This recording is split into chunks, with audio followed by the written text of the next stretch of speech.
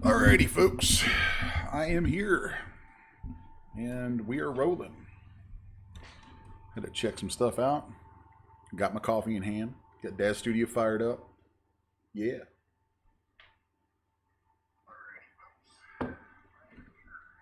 And I need to not be monitoring myself over there on the laptop because, wow, I can hear that.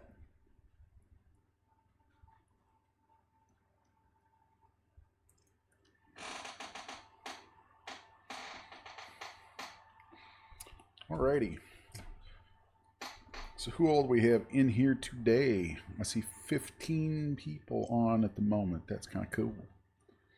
I know we sometimes get people kind of coming and going and things. And for the lurkers out there, you guys feel free to hop into the chat and say some stuff, ask some questions or whatever as we get going. So here in about, I'm thinking less than a minute, we will roll over to official start time, and we'll get this business moving. So just a quick check.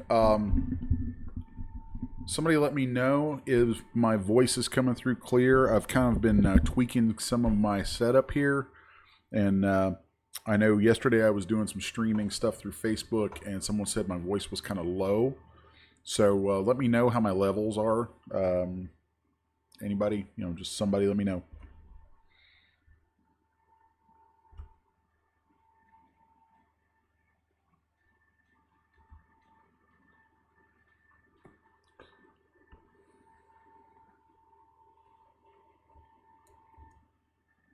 Levels are good. Cool. Awesome. Also changed a few things. I changed a bunch of stuff, so actually my sound quality should be a little better. I don't think it was that bad before, but that sound quality is something I get goofy about. So, all right, let's just go ahead and get the old girl out here in our scene, because that's where we're headed.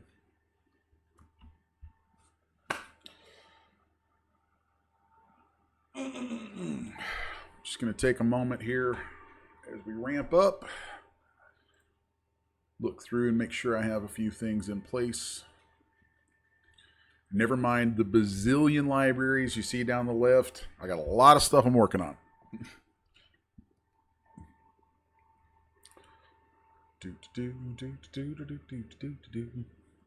All right.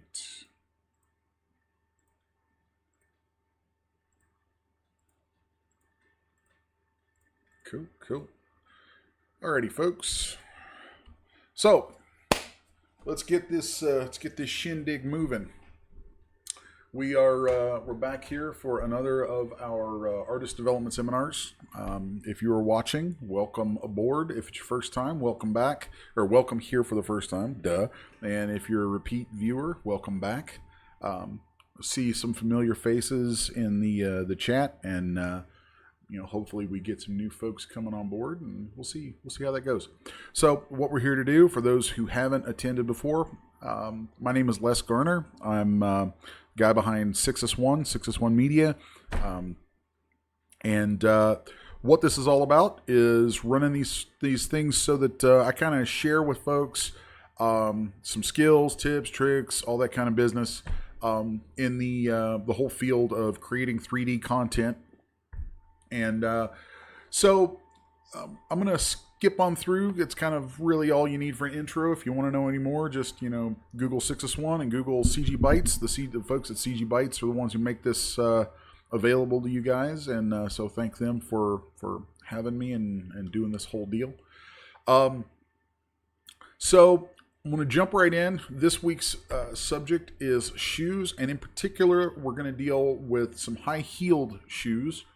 That is kind of a black art to a lot of folks in the content world. And I know there's a lot of people who are just like, oh my God, shoes, you have to do shoes.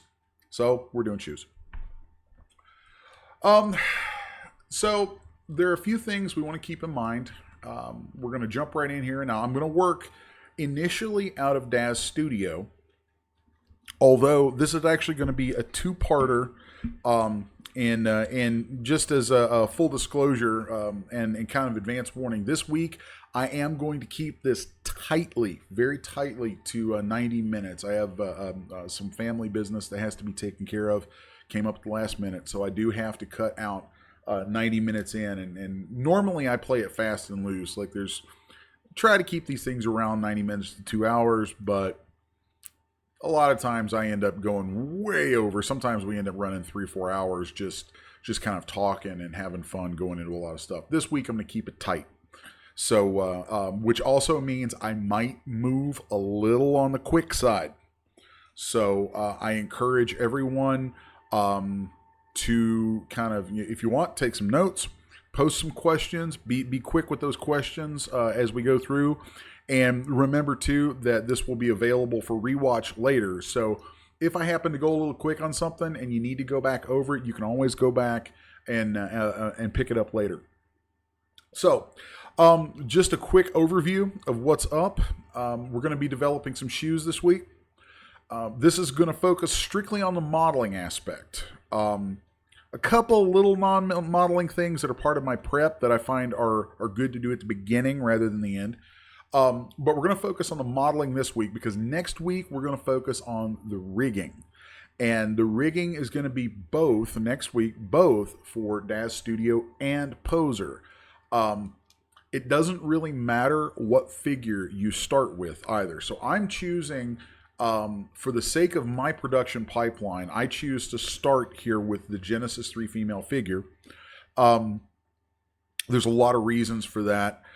Mostly the reason for that, for me, is that Daz Studio is extremely easy to develop for. It's a lot easier in some respects to develop for than Poser. And I've kind of developed an approach now since embracing Daz Studio where I've found that it's actually easier for me to start in Daz Studio and then go to Poser than it is to try to do things in tandem or to start in Poser. So we're going to start in Daz Studio. We're going to use the G3 female. She's going to be the basis for what we're going to build. Then we're going to set up a pose. And I'm going to show you how to set up a dial. And we're going to talk briefly about the foot position pose that I'm going to make. I'm going to show you some little tricks about that I think are interesting, useful, and highly, almost painfully misunderstood. So that's going to be fun. So just a quick overview. What we're going to do, we're going to start with our G3 female figure. We're going to pose her feet. Then we're going to create a controller or a dial or a slider, whatever you want to call it. I tend to call them dials just from a long history of poser. But so we're going to create a dial that will link that pose. A lot of folks will call that dial a morph. It's not a morph, but it looks like a morph. So there it is. We're going to create a control dial that will have that pose driven by it. Then we'll hide that controller and have that controller accessible. Really, we'll make a pose that turns that off and on. The end user won't see that dial. They'll see the pose. So to them, they'll see a pose and they'll think, oh, this is the pose that puts her feet in that position. It actually won't put her feet in any position. It'll drive a dial that does. And the reason we'll do that is because that dial driving those rotations will be additive. And that means that position will then work on top of existing poses in a really cool way. We're going to do that right now. So let's get onto that. I'm going to select her left foot, zoom in on it, and I'm going to go to my parameters. I'm going to bend that foot. There we go. I'm going to bend that foot however far I want. We could do whatever we want with this. We could get really extreme. It really doesn't matter.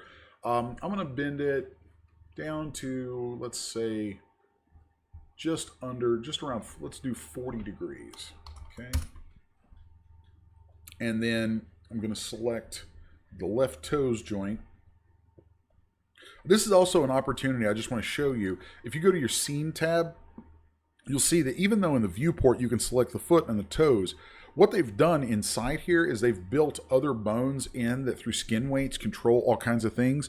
So it's good at this point, I think, if you're unfamiliar with this, to kind of take a quick look at those joints and see how many joints there are there, just so you're not shocked later next week, because this is a two-parter, so that you're not shocked later on when we go into rigging and we have to deal with a lot of this. There's a lot more there than what you might think, and if you're not already comfortable with drilling into all these little parts, then it could get a little intimidating when the time comes. So just so you've seen it, if we select the foot, you'll see that it selects left foot. If we select, clicking in the viewport, the toes, you'll see that it selects left toes. But there's all these other pieces and parts that are linked up in there. So just kind of have that in the back of your mind, so that when we go into this later, next time when we do the rigging, you'll have seen this and you're like, oh yeah, I know I'm supposed to be keeping that in mind. So we've selected the foot. We've bent it 40 degrees. Then I'm going to select the toes. And I kind of know that a negative 40 degrees is going to flatten those out. But I'm going to go into a side view and kind of eyeball that just to be sure. So let's plug in negative 40 and see what we get. And that is correct. I always like to double check things visually.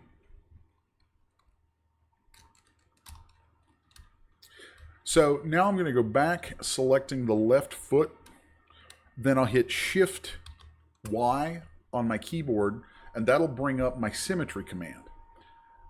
In here, I'm going to hit Selected under Nodes, Propagation Recursive, and we're going to go from left to right with direction. So when I accept that, that's going to copy that pose across to the right foot. Now, from here, we need to create that controller that I mentioned. There's also, just like every week, we give away a free package with the seminar that contains basically what we're making, or something very similar to what you see getting made live. And if you already have downloaded that, you can look through it. If not, just so you know to look through it later, you'll see under our lace-up panel high heels kit, you'll see that there's a set of folders under poses. And you'll see a pose in there that if you apply, will put her feet generally in this position. I'm going to show you how I made that pose and the dial that's driven by that pose. So here we have the feet in position. So the next thing I'm going to do is right click and hit select Genesis 3 female. And then I'm going to go into, let's say, actor. I'm trying to decide where I want to put this. There's a lot of different discussion among people about where something like this should be put. It really doesn't entirely matter, honestly, because we're going to hide it in the end. But if I go here and I hit show hidden properties, and I go to hidden, then I believe, I'm trying to remember now, it's actually been a little bit since I made this. Let's see, actor, full body, people. Oh, it's in here somewhere. It's in here somewhere. Isn't this magical? I have so much stuff on here right now that's actually... see, there's ours. Oh, there we go. CGB laced up panel high heel pose. So you see that there's actually a dial in here, like I was mentioning earlier, that corresponds with this pose. This pose in the kit will drive this. So let's make our own version of that now, so you see it being made. So I'm going to turn off show hidden properties again, and I'm going to right click and go into edit mode. And let's tuck this under pose controls and just put it under feet, because that kind of makes sense. I'm going to go create new property. I'm right clicking and hitting create new property. This will give us a dial that drives something. Okay? If you think about it, a lot of things that we call morphs are not morphs at all. For instance, if I were to go into these pose control dials on the figure, these dials aren't morphs. Most people in this call them morphs, so it's good to know what people are referring to when they talk about that. As a vendor, as a content creator, I run into that in testing all the time, and it can be aggravating. It takes a while to kind of get your head around it, but a lot of times people will refer to things as morphs when really they're not. So it's good, like if you're planning on, I imagine most people who are watching this are interested in actually learning how to do the stuff so that they can maybe make a little supplemental income with it. And if that's the case, you're going to run into testing. Product testing is a fact of life, and you're going to run into it, and you're going to have both testers and end users refer to things in certain ways sometimes that aren't always exactly what something is. So it's good to be able to translate that in your head, which is why I'm kind of taking a minute to explain about it here, because it makes those conversations, that communication, go much more smoothly if you understand, oh yeah, they said a morph. Well, I know that wasn't a morph, but are they thinking that's a morph? Oh yeah, okay, cool, yeah. It looks like a morph to them, so they're going to call it a morph. So that said, morphs, and even things that move vertices instead of moving bones, like these, all of these dials that you see here, all of these sliders that you see here are going to move joints, okay? That's actually moving those joints inside the rig. That's not a morph. That's actually driving a joint. A morph is actually sculpted. It's a change in vertex position based on actually telling each vertex where to go, not based on them being linked to a bone. But even so, a morph itself is just the sculpt. The dial, the slider controlling it, is a controller telling those vertices how to get from point A to point B. So just that, I really like the idea of folks learning the clarification on those things, because it does allow for a little more fluidity and a little better communication when you're talking about this stuff. So all that said, we're creating a control dial that to most is going to look like a morph. I'm going to right click here in feet under pose controls, and we're going to create new property. And I'm going to call this my let's see, I call this demo underscore high heels pose. Okay. While I'm in here, I'm going to set my minimum on that to 0 and hit create. So now at the top of my list here, you'll see we have demo high heels pose. I'm going to turn that all the way up to 100%. Of course, it doesn't do anything yet because it's not driving anything yet. Then I'm going to right click and hit ERC freeze. That's going to bring up this big, sometimes scary dialogue. Sometimes there are things we do with ERC freezing where you'll see literally hundreds of parameters show up in this list. What we're doing right here is kind of simpler. So we only have 4 things because we've only changed 4 things in the figure. ERC freezing, for those who are unfamiliar with it, ERC freezing is kind of a fancy way of saying we're going to link something up. We're going to link a set of parameters up to a controller. And a little bit of lingo here. In Poser, they're called dependent parameters. And there's a dependent parameter editor there that's similar to this, but different. And if you're working, if you end up going outside of Poser and Daz Studio, like I do a lot of professional work in Maya. In Maya, it's called set-driven key. I think 3D Studio Max has something that sounds a lot like set-driven key. Just about every 3D animation environment and just about every 3D program and production environment has some form of this, where you link one parameter from something up to another parameter. Here, we've created a parameter. We've created an empty parameter, and we're going to link things to that.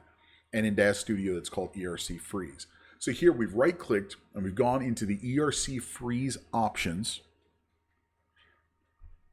And then we're going to leave all of these checked. And I'm going to hit accept. Now, as I do that, I glanced over and I saw a couple of comments. And I see a question from Gina. She says, what are the perks of doing a foot pose like this as opposed to a simple pose file? Actually, what we're going to have will be a pose file effectively for what people think of. But what I'm guessing you're asking about is why not just pose the feet and then save the pose? Well, the reason for that is when you apply a pose, that pose is going to reset the rotational values of the joints that it affects. So for instance, if we applied one of the default poses from the G3 female, and then we applied a pose that does this, even if it's a partial pose, it's going to reset, it's going to set hard values. It's going to set exactly these values and replace the values for these body parts that were there. By using a controlled pose like this, then what will happen is this dial will be set, not her rotations. Since this dial is going to drive, since this controller is going to drive those rotations and it will be set, this means that if you've already posed her and then you apply the pose we'll make with this, it'll be additive. So the rotations driven by the dial will add on top of any rotations already present in the scene. This also, the other added benefit of this is it gives us a means of forcing our shoes to the final shape we need in the end. That'll make a whole lot more sense next week. I see where someone said, I think you'll bake the joint rotations later as her default pose, but not sure. Sort of. I know that that's actually a method, that there's some videos and things out there on it. I do it a little differently, but you're not far off, actually. It's just kind of tomato. What I'm going to do is probably going to end up, really does, I think, end up with kind of the same sort of result as some of the methods that maybe some other folks have shared. I just kind of have my own approach to doing it, that it kind of works, and I'm gonna show you guys that. So it's similar. So you're definitely in the ballpark there. Let's see, anything else? Okay, cool. So there we have our pose, and if I restore the figure, which I'm a key command junkie, anybody who works with me knows I'm always throwing key commands out. So Control-Shift-F restores the figure. That key command also applies inside Poser. We're going to restore the figure, and here you'll see that our dial will drive those feet into that position. Now notice we didn't sculpt anything. It's not a morph. It's not a morph. It's just a pose. It's a pose dial. So anyway, a lot of folks are still going to call it a morph though. So there it is. So once we have, pardon me, have this created, we need to save this as a morph asset. So, and something to remember, when you're saving a morph asset, set it to 0 first, because whatever value it's at when you save it as a morph asset, when you load the figure back in, that's going to be on. So we want to set this to 0. Then we're going to File, Save As, Support Asset, Morph Asset. And we'll give this just a second. Then I'm going to go in here and drill down to my pose controls, feet, and there I can find my demo high heel pose. Then let's see, I have so many places to save things in here. Let's go to, where did it go? Where did my shoes go? I should probably clear all this out before I do one of these so it's not so confusing to me and probably everyone else. But that would be efficient and make so much sense. Why would I ever want to do that? So then product name on this is going to be Demo High Heels Pose. And for those who may have not done any kind of product work out of Daz Studio yet or saving these kind of assets, almost everything that you save out as an asset from Daz Studio is going to ask you your vendor name and your product name. This is not because they're trying to mine you for any data or they want to keep track of you or anything weird like that. This is because the vendor name and product name will create folders with those names that your data gets saved into, and that makes it easier to manage your data, manage all your files, and you need those for when you want to distribute that kind of stuff to other people. So now that I've selected the morph, you see it shows up there with the peep. It's a parameter, actually. It's the proper term for it. Now that I've selected the parameter that I want to save as a morph asset, I've plugged in my name and the product name. I hit accept. And so now that is present. So if I were to delete the figure, and we'll just reload her, okay.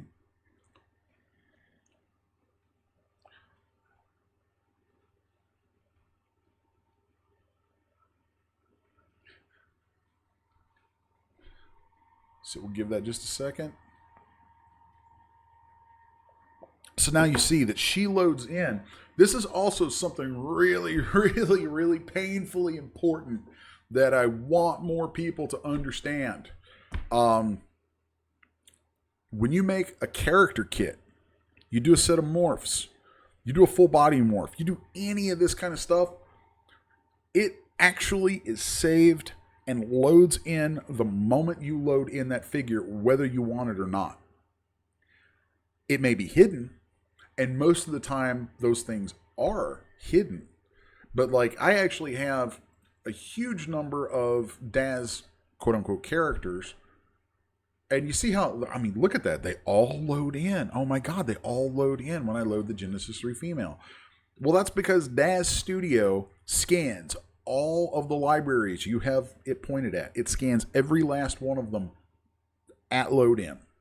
And every file in those, every one of those data files has a reference in it to the figure that it corresponds to.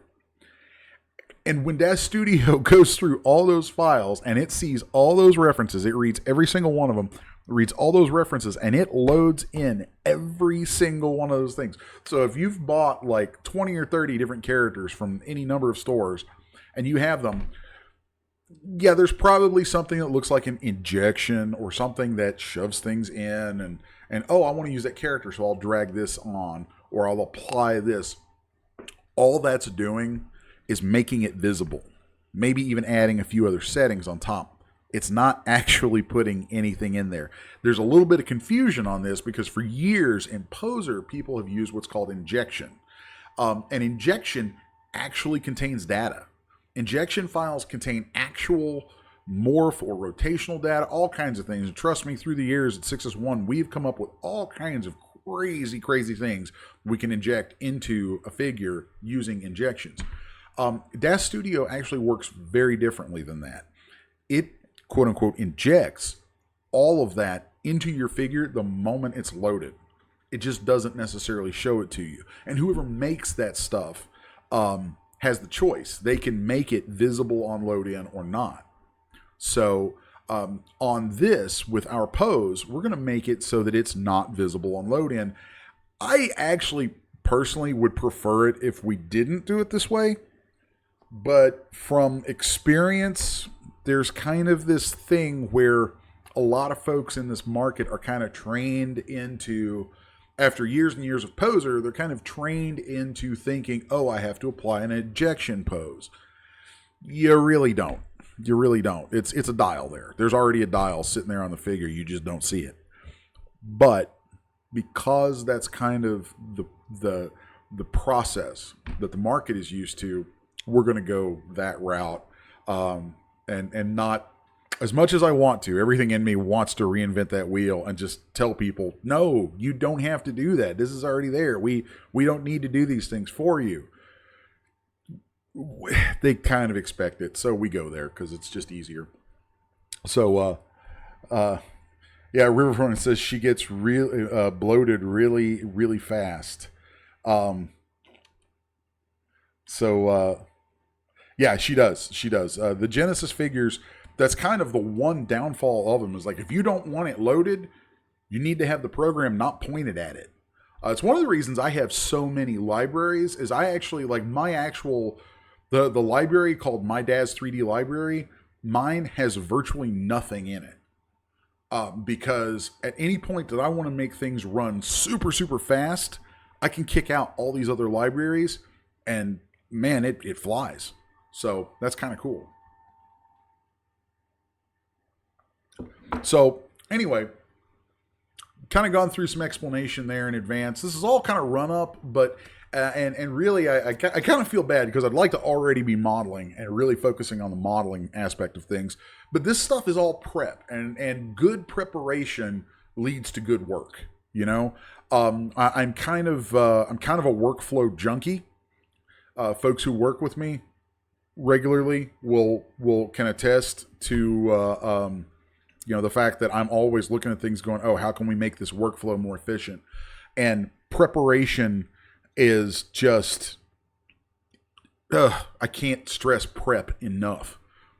Always be prepared. Be prepared. Be prepared. Be little 3D Boy Scouts out there, okay? Good little Boy Scouts and Girl Scouts. Be prepared. So this is all preparation. So moving forward, the thing we're going to do next is double check our pose that we've created, our pose dial that we've created. Here we find it, so we know that it works. We've reloaded the figure, so we know that it comes in properly. We don't need to resave that morph asset. So the next thing we're going to do is dial this up, and then I'm going to save a pose that will turn it on and off. So I'm going to save this in here. And this is the point where I get a little confused. So if I make a mistake, just roll with me for a second and I'll correct myself. But inside DAZ Studio, there are ways to save a lot of different things that get called poses. So it actually can be a little confusing. So if I'm not mistaken, I'm going to save just a regular pose preset here. I'm going to call this Demo High heels pose. And this, actually, I'm pretty sure this is, yeah, this is actually not the right one. So you don't want to use a regular pose set because that's not going to drive this stuff. So we want to save, I believe it was a properties preset. Demo high heels pose. Okay. Yes, it's a properties preset.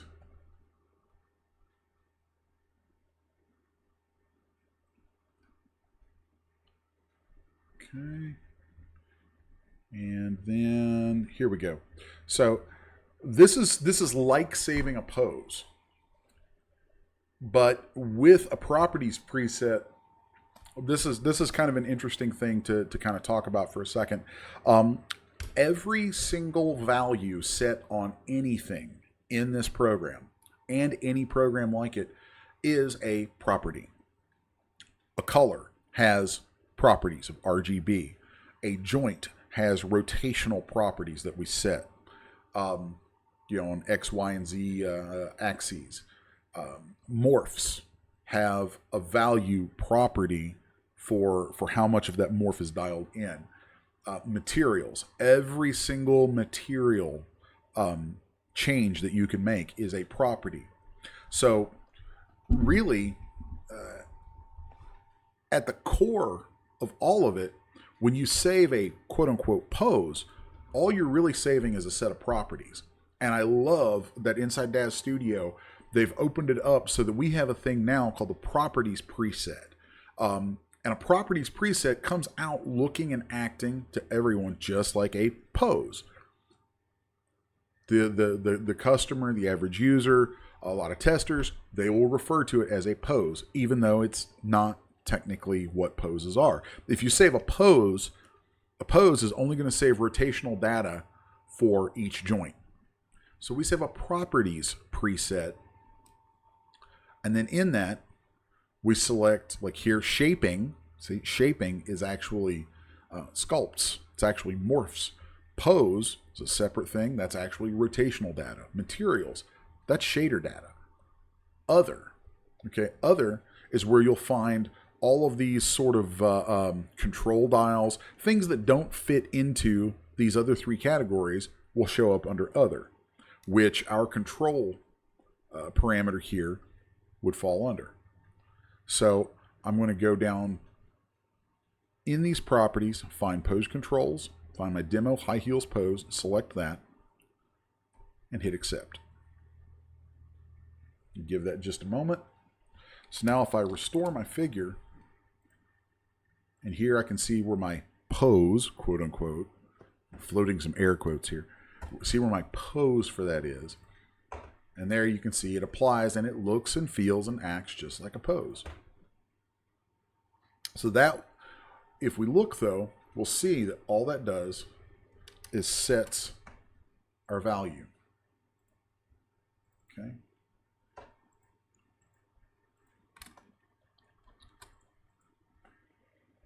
Oh wait, I was using the wrong one there. There we go. So there we go. If we apply that, you see all it does is it sets the value on that control parameter that we made.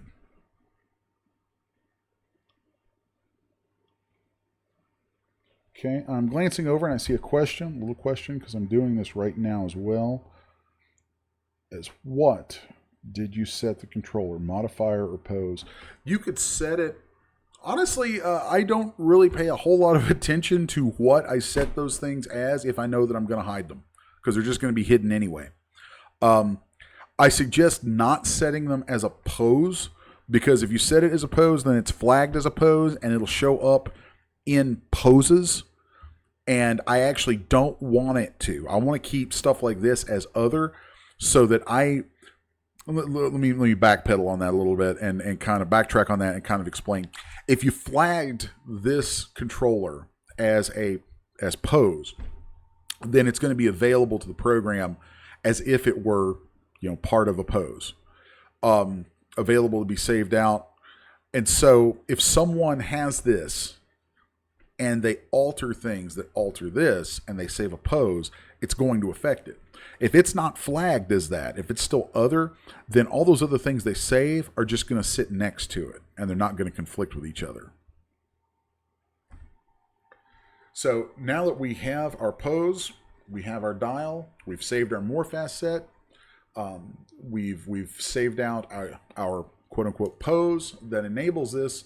The last thing we need to do is set this back to 0, and then I'm going to make it hidden,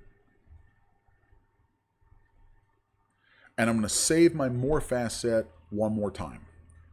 That way the morph asset then will have that dial, that control property, hidden. So I'll go to save as, support asset, morph asset,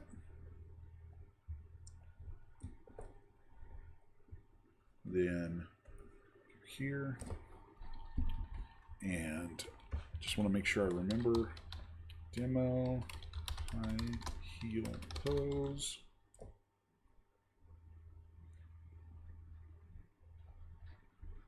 Then there it is. And I want to check something before I do this. I'm actually going to, this is a neat little trick, little sidebar note here. Before I save that, because I'm not 100% confident that I'm going to use exactly the same naming. I might make a typo or something, and I really don't want to have that because I don't want to have to go juggle data folders later. I'm going to double check that. So I'm going to right click over here on my library. I love this feature. This is really cool. Right click it. I'm going to go to browse to folder location. And from there, I can go in and look at my folders. Since this is morph data, it's going to be inside the DAZ 3D folder, under Genesis 3, under female, under morphs. And I think I kept the 6S1 name on that. So I can go in there and I can see, here's my folder where my morph data is stored. If I select the name of that, if I just click and let it float for a second, and then hit copy, then when I come back in here, this just makes sure that it's saving to the right place. I'll go into support asset, morph asset, down to my shoes.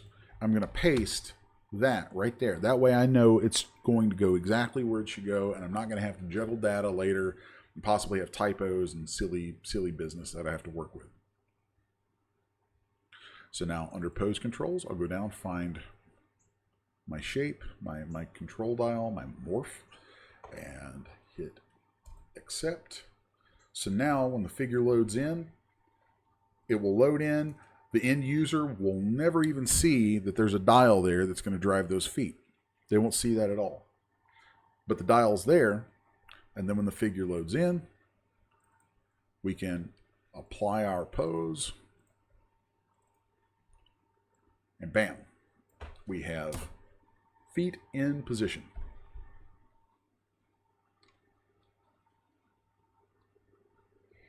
So I'm taking a quick look over at the chat window for a second while I get a little shot of coffee, because coffee is life.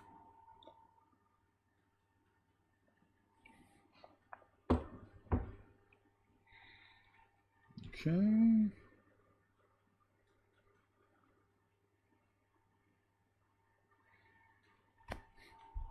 All right. So now that we've got all our prep work done, okay, that is all the prep work there for creating shoes. The next thing we're going to do, this is where things get fun.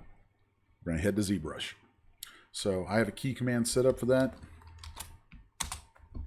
So we're going to send this figure over to ZBrush with the feet in position, and we're going to get started.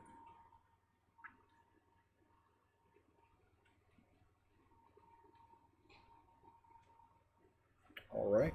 So now that we're here, I'm going to close up my light box, drag my figure onto the canvas, and hit T. Hit X to turn on symmetry, and we are ready to get moving. So there are so many different techniques that you can apply here. It's kind of crazy. the one that I think I'm going to go with this week, I mean, honestly, I could probably do this same class a dozen different times and still not touch on all the different ways we can end up creating something along these lines. I personally kind of dig that. I love having, 100 different ways to do a particular thing because they all have different pros and cons to them. What I'm going to work with this week is going to start off focusing on Dynamesh. I kind of have a love-hate relationship with Dynamesh, and a lot of times I don't take Dynamesh sculpts as far as a lot of other folks do. There's lots of guys out there who will Dynamesh stuff and then sculpt it, and it looks finished, like el finito when they're done. And then they have to retopologize over it and project stuff and go through all kinds of stuff. And I'm like, yeah, no, I don't want to go that far with Dynamesh. I don't like backpedaling. I really don't. I like to keep forward momentum going, keep my eye on the end goal. So that's what we're going to do here. We're going to use Dynamesh to rough in shapes and get things basically in place. And then the Dynamesh is going to give us kind of the loose armature, the rough design sculpt that will then build topology up from very quickly.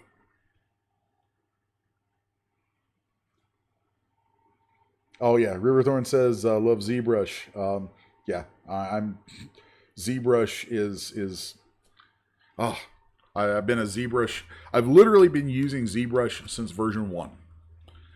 And version 1 was clunky. I honestly thought it was going to go away. I didn't think the program was going to survive because version 1 was just weird. I didn't get it. Most people didn't get it. It just was what it was. Version 2 hit. Oh, this is neat. Then 2.5 comes, and all of a sudden, all of 3D, the game has changed. And yeah, I've been a ZBrush nut ever since. Absolutely love it. Retopology. I could do an entire series on retopology. I see that Friedels says retopo my personal nightmare. Retopology does not have to hurt. It can. It could be a royal nightmare, but it doesn't have to. And maybe that's something we should spend some time on sometime because I hear that a lot. A lot of folks, the sculpting is fun. You can sling stuff and all that, but the retopology kind of bogs people down a lot. So maybe that's something we'll focus on sometime. And you're going to see some of that focused on here. So I'll quit yapping about all that stuff and kind of get back into business. So I'm going to open up my subtools. And I'm going to hit Control-Shift-D or duplicate, whichever you prefer. And that gives me a new copy of the model. Then I'm going to hold Control-Shift, click and drag. And it's going to leave only what I drag over remaining visible. I'm going to solo this out, go into Geometry, go to Modify Topology, and hit Delete Hidden, and then close holes. So now we have a copy of the feet visible. The next thing we're going to do is Dynamesh that copy. And the default resolution is 128. So if we hit Dynamesh, you'll see that gives us this very loose mesh. We're going to need a little more resolution than that. Let's go up to 300 and something. I actually think I want more than that. So let's go maybe 700 or 800. There we go. Okay. So there you can see just a brief explanation. What Dynamesh basically does, this is my understanding of it. I don't work for Pixelogic, so I can't tell you what they would say. But what Dynamesh basically seems to do is it takes 3D space and treats it as a volume of points. And the number of points that it looks at inside that volume are based on the resolution that you dial up. And then those points will intersect or be close to points that are actual vertices in a mesh.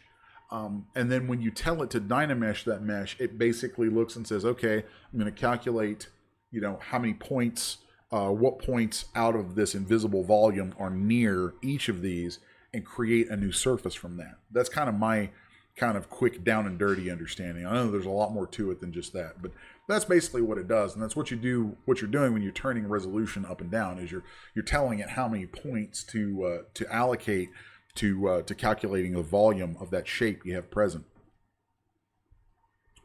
So once I have that shape, you can see there how it corresponds to the original if we turn off soloing. The next thing I'm going to do is polish it once, maybe twice. This is going to cause that mesh, that Dynameshed model, to relax and smooth out.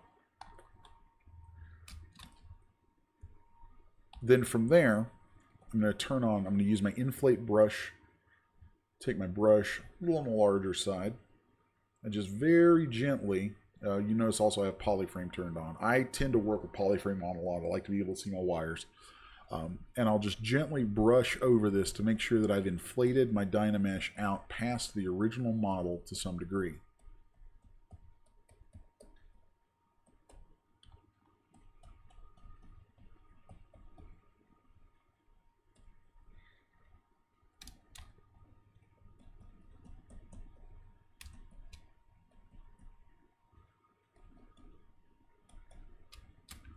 Okay, so once I've inflated that, I'm going to hold Control, click and drag somewhere in empty space, and it will remesh that. It will recalculate my Dynamesh now with that change I've made to its shape. Sometimes you have a little bit of loss, a little bit of volume loss in the recalculation.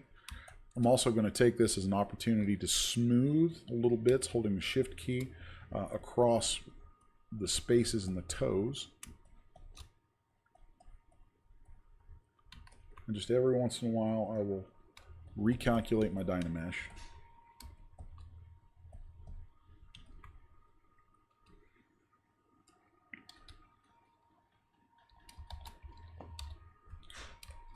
And it's not a bad idea if you create a pose, if you create a controller like we did, and then you have your pose saved from that, and you have that prep work already done. You as if you're a vendor, if you're an artist selling content, you could reuse that pose over and over. You could reuse that pose and that controller setup for all kinds of shoes, for all kinds of things. And once you have that saved, if you've come then into this part of the workflow where you're in Zbrush and you've created this Dynamesh, you can actually save a copy. And I would suggest doing this. Save a copy of this Dynameshed version, of your feet, and just store that somewhere so you've got that to go back to. So then you can kind of skip over all that prep work again. You do it once, you save it, there it is, and you can always go back to it. Again, I'm all about efficiency. It's actually not a bad idea either once you have something like that set up, and you're going to want to create multiple products based on it, to maybe take some time one day and Dynamesh the feet like this, save that, maybe make a copy of them.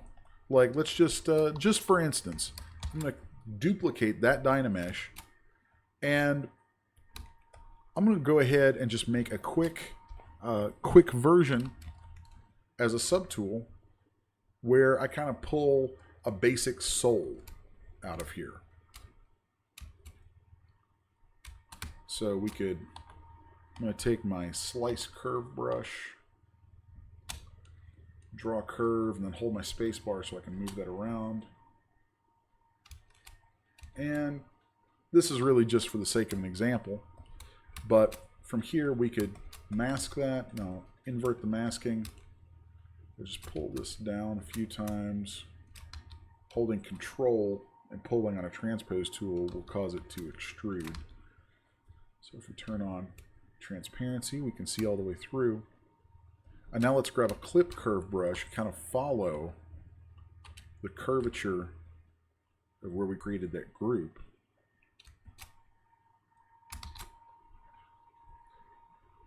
And then let's just sort of walk back over the shape to pull some things out here and there.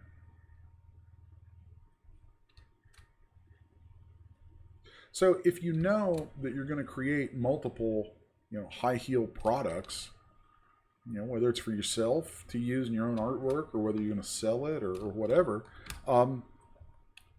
you could go ahead and make, I call them art bucks.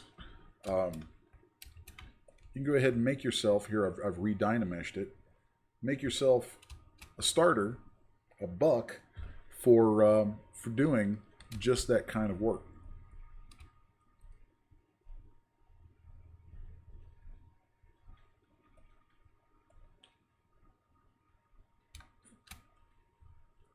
So if I solo that, you see we have this copy, but then we also have the previous copy there. And if I save myself a ZTL of this right now, then I would have those there for any time that I wanted to get a jump start on making new shoes.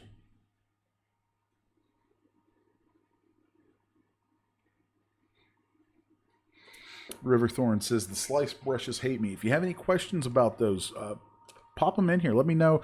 Let me know. Maybe even not a question. Just describe for me some of the issue that happens for you with them, and I might be able to help you sort that out.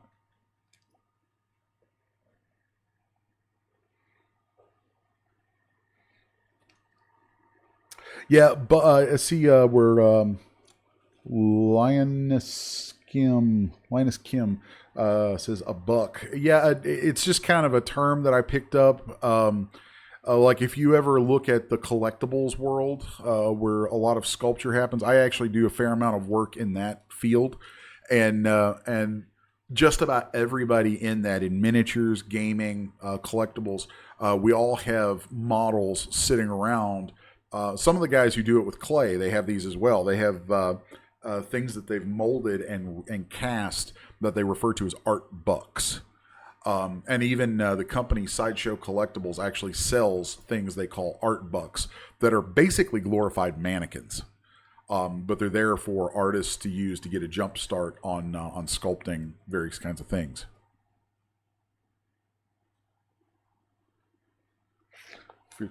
Okay, you're thinking something will slice one way, it slices the opposite.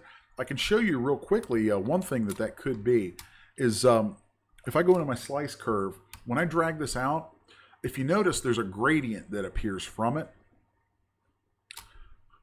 So you'll see that you'll get a poly group going away from that gradient. So your original group is kept on the opposite side of it, and wherever that gradient is, it will create new poly groups. That's one thing.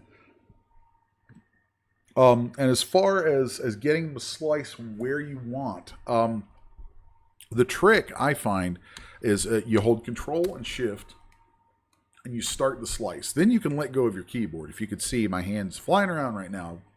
It's funny because no one's here to see it. But once you start the slice, you can let go of the keyboard. And then from there, if I tap the Alt key, it drops an anchor point.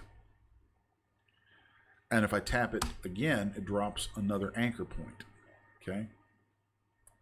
Now, if we bend that curve, I'm still have my pen down, still have my mouse down, and I haven't lit up yet.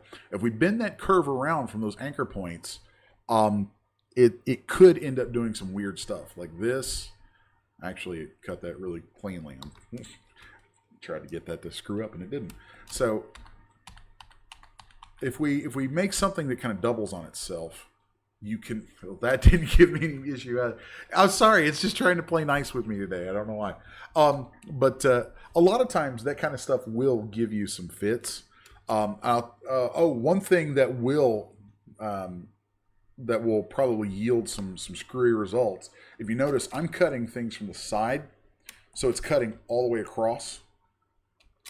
But if you're cutting from the front,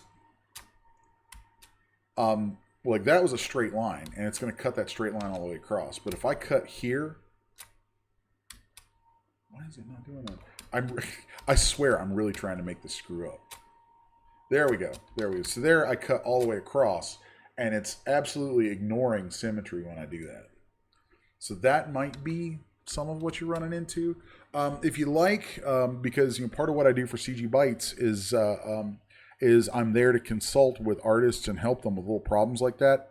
So if you want, you can contact me. The fastest way to reach me most of the time is either Skype or Facebook. Although you can also send me site mail on cgbytes.com. But if you contact me with some of the issue that you have, then I'd be more than happy to look at screenshots or talk to you sometime and help you figure that out. A closed curve. Yeah, closed curves are going to be a problem. Like if we tried to do something like that, actually that ended up pretty decent. Like if you wanted to do something all the way through it, I'm sorry, it's just playing nice with me. I'm actually trying to make this screw up to find an example of a problem like that, and it's really not wanting to mess up on me. Yeah, my Skype address is 6S1 Media. So just like I tell people all the time with pretty much anything, if you just go to Google and type in 6S1, type 6S1 in just about anywhere, and it's going to be me that you get. So there's also other slicing brushes we can use, like trimming out circles. We can use a slice rectangle. So I use those quite often. And like I said, like I'm trying to reproduce some of the problems, and it's not working. So if you send me some stuff sometime, I'm sure that if I see a visual of what you're having happen, that as soon as I see it, it'll go, oh yeah, that's exactly what they're doing. So and I'll be able to help you with that. So just get in touch with me, and I'm sure I can help you out. So anyway, I want to keep moving forward. So I'm going to go down to where I've pulled this the sole off these. Actually, let's go ahead and do that again, since I think I did that really quickly. I want to show you one more time how I did that. So here I have my slice curve brush, and I'm going to start my slice, let go, and then start hitting Alt. That way I create that nice smooth line that's going to be the definition of the sole. Pardon me.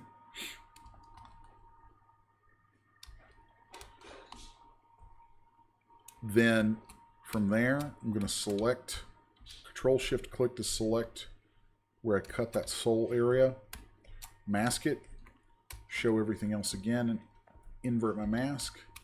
Then I'm going to take my Move Transpose tool and holding Control and clicking on the center handle, then holding Shift will constrain that to a straight line. Then I'm going to hold Control, Shift, click on my brush, and go back to my clip curve and kind of trace this curve.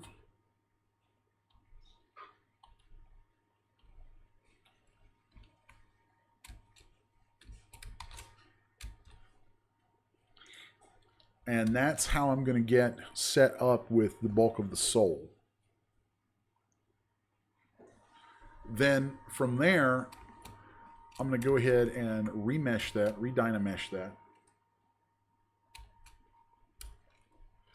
Then I want to show just the sole. Actually, before I get into this, I'm going to make a few shape changes here.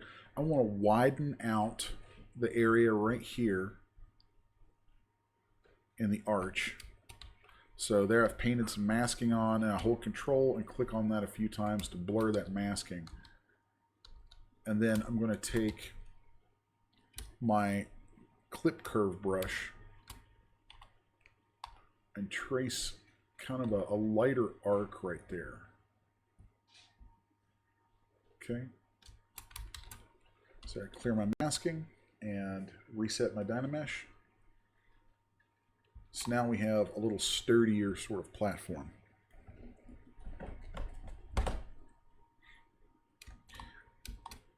Now, from here, I'm going to delete symmetry so that I have just one side to work on. I find that sometimes working with symmetry on something that doesn't actually connect in the middle can get a little confusing visually, so I'll just delete half of it and then hit X to turn off symmetry on my keyboard. And this is one of the fun parts. I'm just going to delete that subtool real quick. So right here is where I'm going to spend a little bit of time doing some sculpting. Not a whole lot. Looking at the time right now, we're actually an hour in. I'm going to go through and do a little bit of sculpting.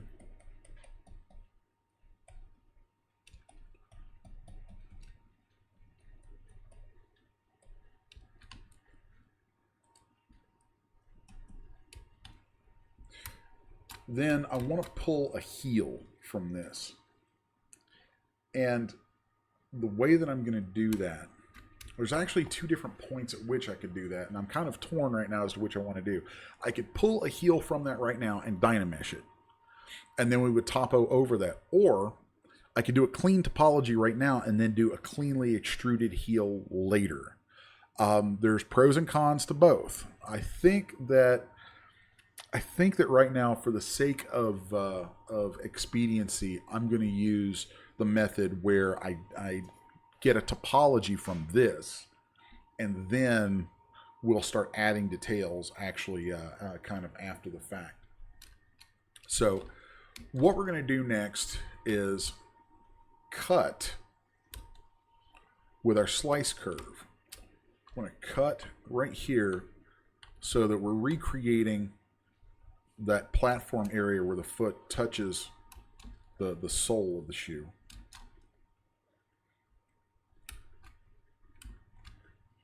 Then I need to regroup a couple things where I was demonstrating some cuts earlier. I'm going to group these back together.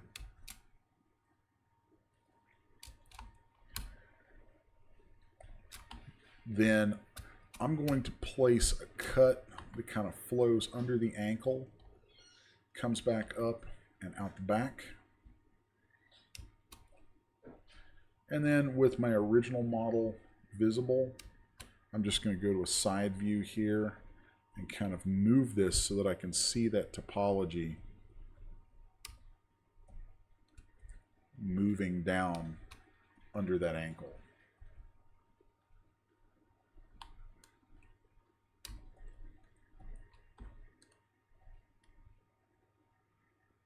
Okay. Now let's mask this a little bit and project it. And there we can see where we're right where we need to be.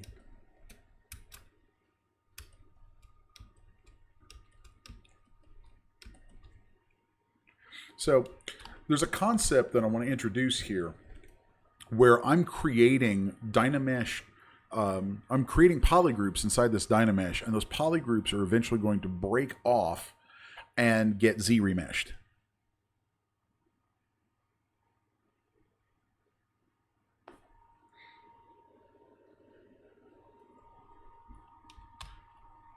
So the next thing I want to do is create a split down the center of this, because I want to really push hard through the rest of this modeling so that we get to, I know there's some folks real excited to see some methods of dealing with laces, and I've got some tricksiness for that. It's fun. So I want to create an open-toed shoe here, so I'm going to go ahead and create a cut that's going to define where that opening will fall. So let's have some of that right there. Okay. And then I also want to create an opening that is where I'm going to be placing laces. So let's just come here. We'll follow the contours of that foot like so. And then we're going to retrace kind of parallel to that. Now you'll see that that projects all the way through, and that could be a problem later. So what we're going to do right now is select just that polygroup, then auto group it. So now that becomes two groups where it was cut all the way through. When it cuts, it leaves one polygroup. So if we make only that visible and we auto group it, then it'll become two different groups. Now we can select these and group them, and now that's a single group.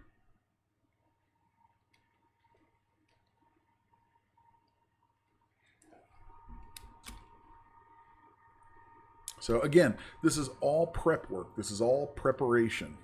So actually thinking about it, I think I am going to go ahead and pull a heel out of this right now.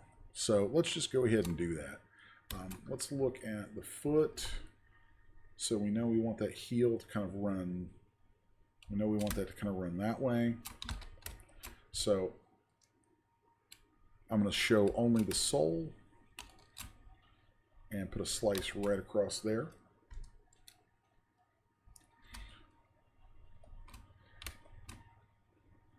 Then I'm going to mask everything except where I created that heel shape.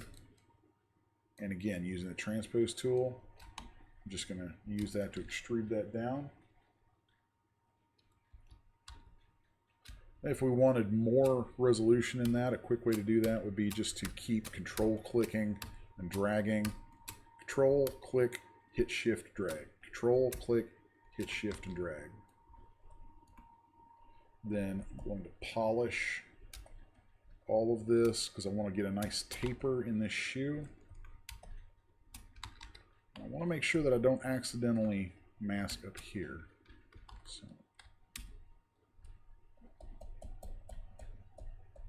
I'll just keep polishing.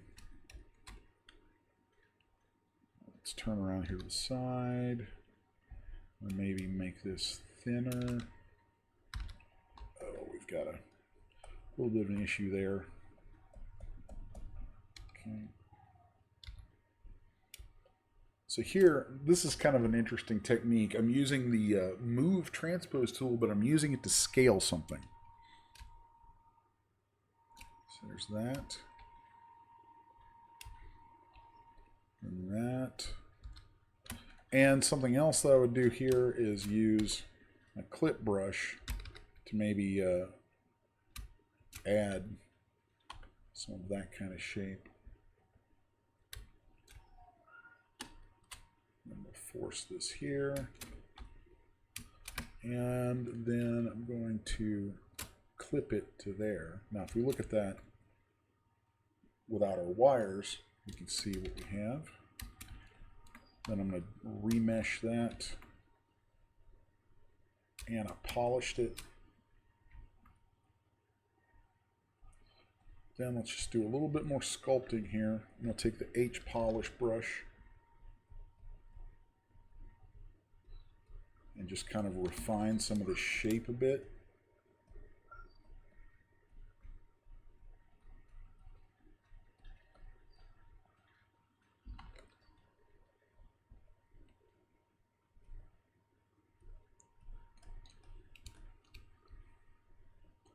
This is the part where I'll go kind of quiet, because this is where you get kind of artistic and you get to have a little bit more fun with things.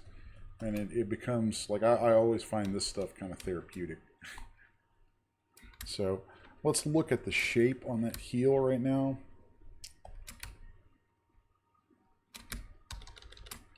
Let's look at this from the bottom. There's a lot of different ways that we could affect that. I'm going to put some masking on here and taper that masking. And then let's take our clip curve.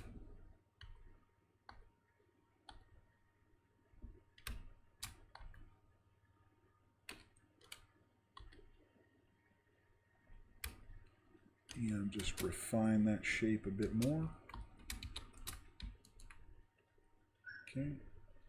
Polish that off just a touch. And then we'll clay polish it. And we should still have our groups basically in place. We might have to recut those. So at this point, I'm going to inflate all of this ever so gently back out. You end up losing some volume every time you dynamesh. So I'm going to inflate this back out a little bit over the foot. And as we just passed an hour in, I'm going to take a short break for just a minute to get a drink. And I can actually hear my dogs crying in another room. So I'm going to run the little guys out. Everybody can kind of stretch your legs for a second. And when I come back, we will we'll bounce back into this and finish this baby up. All right. Someone said, do you ever work with a guide picture in the background? Like if there's a certain heel shape you were going for, you can match it. Yes, I do that a lot. I didn't want to do that in this demonstration just because when I do that, it tends to take a little bit longer. It can bog things down just a little bit. And on this, I kind of have a pretty clear vision in my head of what I want anyway. So anyway, that's so yeah. There's a lot of methods for doing that. I think actually, as soon as I get back from this short break, I'll show you how to load in a reference image. So I shall be back momentarily, folks. I need coffee and my dogs have to pee pee. So I shall be right back. The wonders of working from home.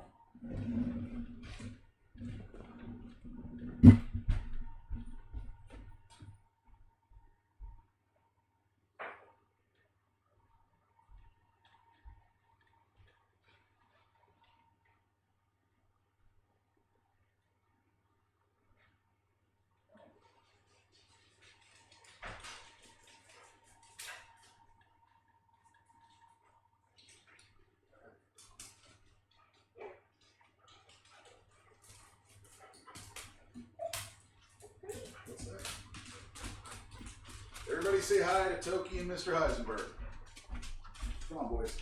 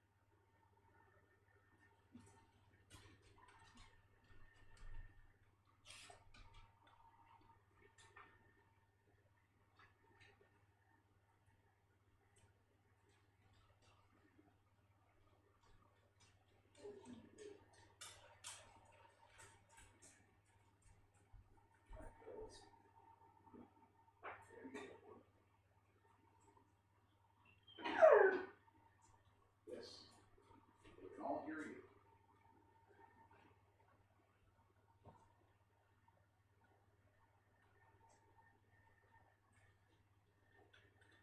The whole world can hear you right now, guys. Because I don't believe in music lessons.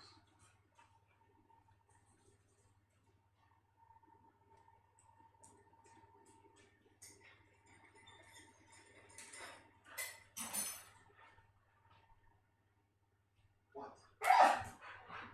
What? What is your deal? Seriously, Toby. The old fat one's mouthy.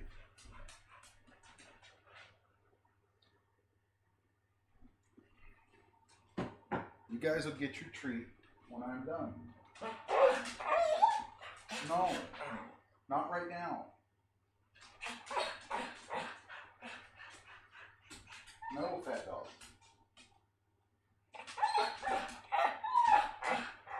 You're cute. You're funny.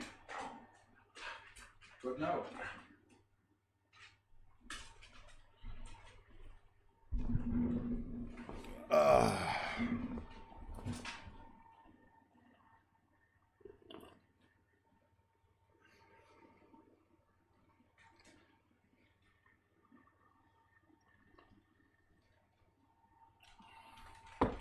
Okay, I am back. My puppies are empty-ish. Are you guys? Are you empty?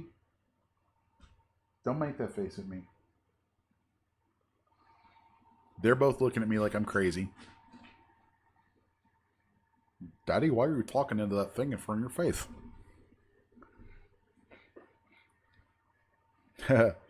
Yes, he is Mr. Heisenberg. He is the one who barks.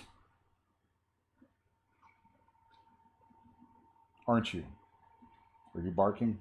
That's right. He can't knock, or he'd be the one who knocks, but he's the one who barks, for sure. And now he's bored and wandering off, so that's good. There you go, buddy. Go way down. The old fat dog's name is Toki, named after a Death Clock character. Oh, yes. Love my pooches. Yep. Yeah, exactly. Named after Heisenberg from Breaking Bad. Because it just fit. When we got the little guy, he was this like little fat sack of potatoes, and on the way home, we were just looking at him and trying to think of a name, and in my head, I just saw the sunglasses and hat on him, and I was like, Mr. Heisenberg. So he's half shepherd, half husky, and just kind of a hilarious pooch. And then my old boy Heisenberg is like, God, he's a year and a half. Yeah, he's not even 2 years old yet. So he's like not even 2, and he's about 85 pounds. He's a good sized pooch. He's got at least another year and a half of growing left. And then the old guy is Toki. He's old. He's fat. He just walks around smiling because he's just happy to still be alive.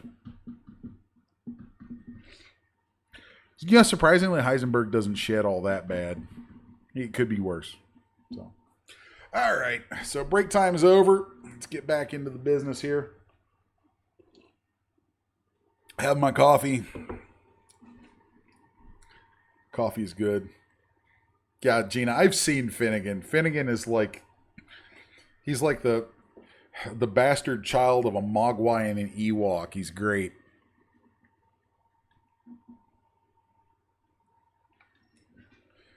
I've talked to you frequently when you've had to go out for finny poops. Finny poops. That's precious.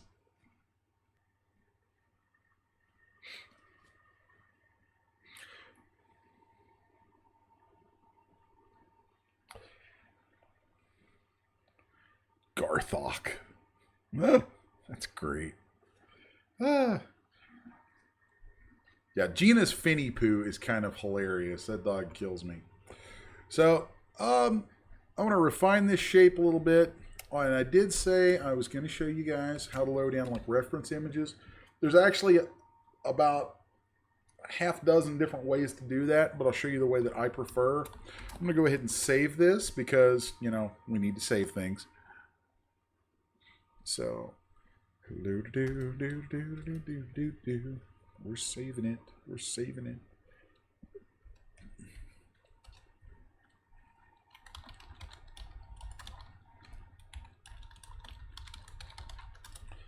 Okay. Then I just want to pop out here and see. I think I have a reference image saved. Do I? Yes, I do. Actually, oh, that's not a reference image. That's a render of what you guys get for coming to this little shindig. So there you go. But I'll use that to show you.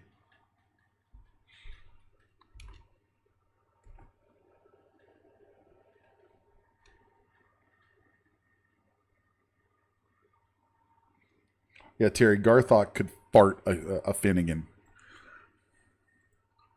All right, import. So we'll go to texture, import, and I'm going to import that image. And here we'll see it in our texture list. So then I'm going to click on it, and I'm going to add it to Spotlight. Then from there, I can turn up or down the opacity on it. So I'm going to leave it kind of like that. Just move it off to the side. Now, if I were to go back into modeling right now, I wouldn't be able to do anything except where the image is visible. So we need to fix that. So we'll go into Brush. We're going to go to Samples and turn off Spotlight Projection. So now if I hit Z, that image is just going to float over my workspace.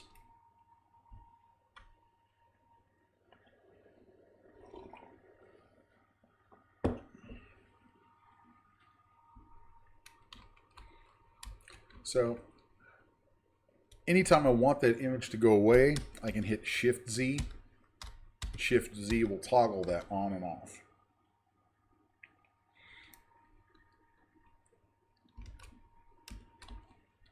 All right, so now I want to go back through, since I have a shape that I'm pretty comfortable with. I think it's going to be close to my final shape. What I'm sculpting here right now is actually has a little thicker sole, a little more heel to it than the stuff that we prepped to give away with this. I want to go in and do a little bit more sculpting work on it. On something that needs to have really clean shapes like this, I find that the clip curve brush is really my friend.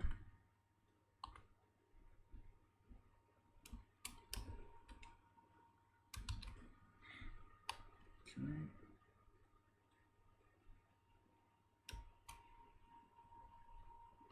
So I'm just going to mask off areas that I know I want to kind of clean up the overall shape to.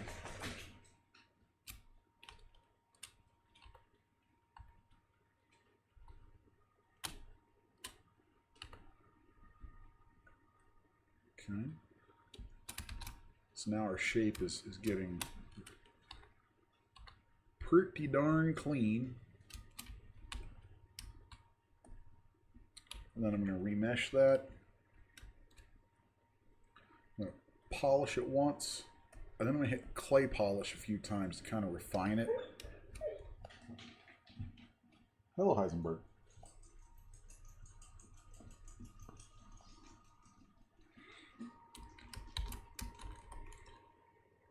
And then I'm going to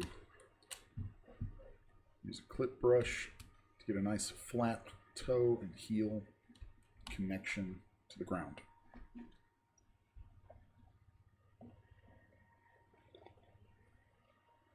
Okay.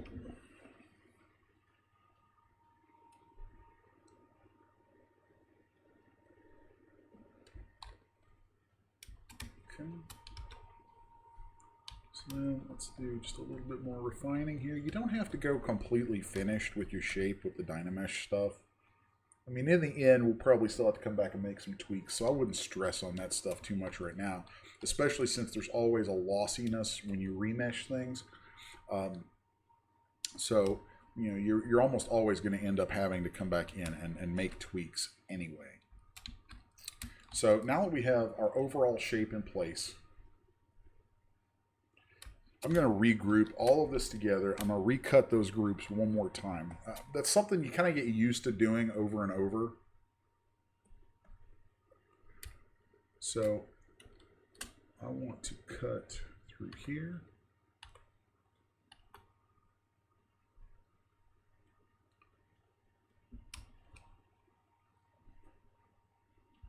And then I'm going to cut here.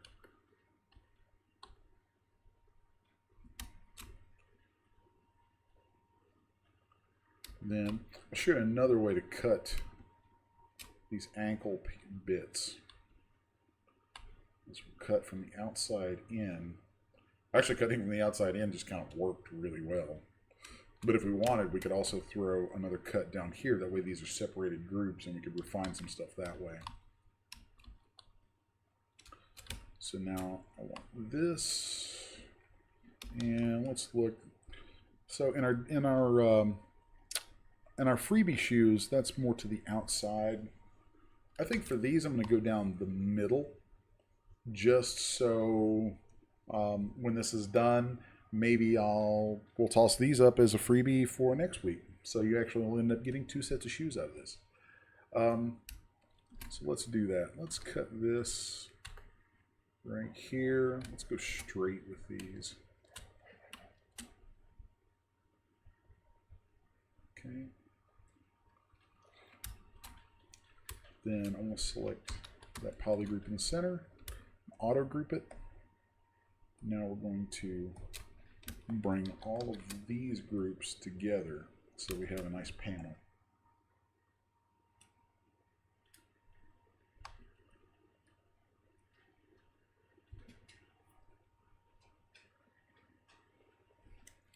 Okay.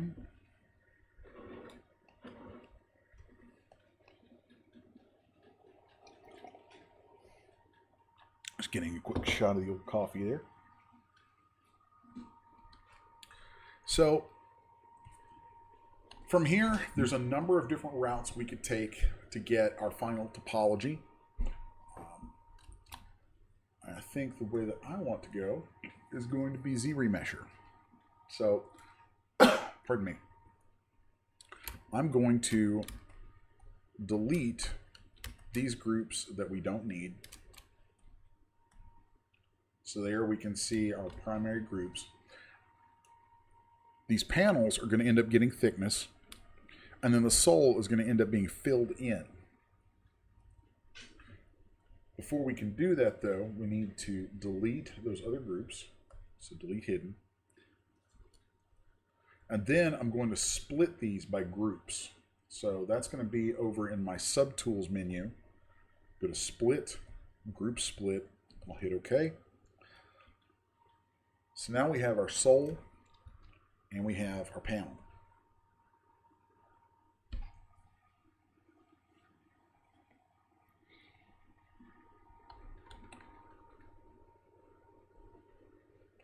So I'm going to go ahead and save this because some of the commands we give or are about to give with ZRemeshing and things like that, there's a number of those things that I find consistently, if ZBrush is going to crash, it's going to be on some of this stuff. So now is the time to start getting really, really safe about saving. So with this panel selected, I'm going to go into ZRemesher. I'm going to turn off Adapt. Hit Same. Right now we're at just under 5,000 polys. To me, that is entirely too high a resolution for something as simple as this.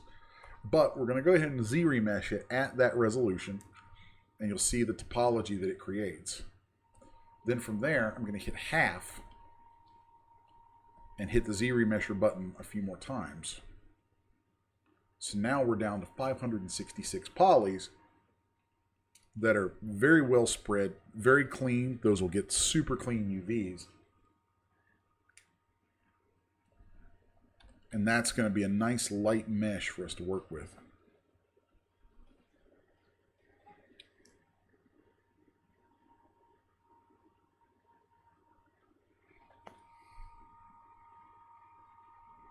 So we're going to repeat that process on the sole. And with the sole, I'm also going to add some guides because it has a little more refined shape to it. So the way that I'm going to do that is I'm going to take my slice curve tool. I'm just going to follow right along there. And I'm actually going to have to do a little bit more cutting to get the guide that I really want.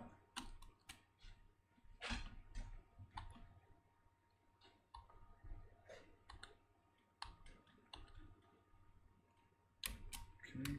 So since I sliced those, I'm going to put these two poly groups together like that. I might even need to do a little bit of shaping right there. It'd be very easy to get kind of fixated at this stage, but so much of it is going to change before it's done anyway. You have to kind of discipline yourself not to get too too caught up in what's going on right now. This is still very much broad strokes work at the moment. So there, I'm slicing this. Then I'm going to slice across there.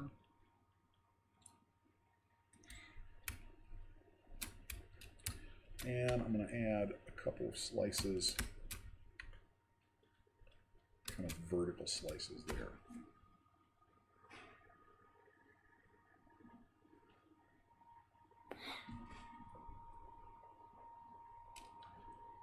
Then to get my guides, I'm going to grab my topology brush, skip the note, take my draw size down relatively small.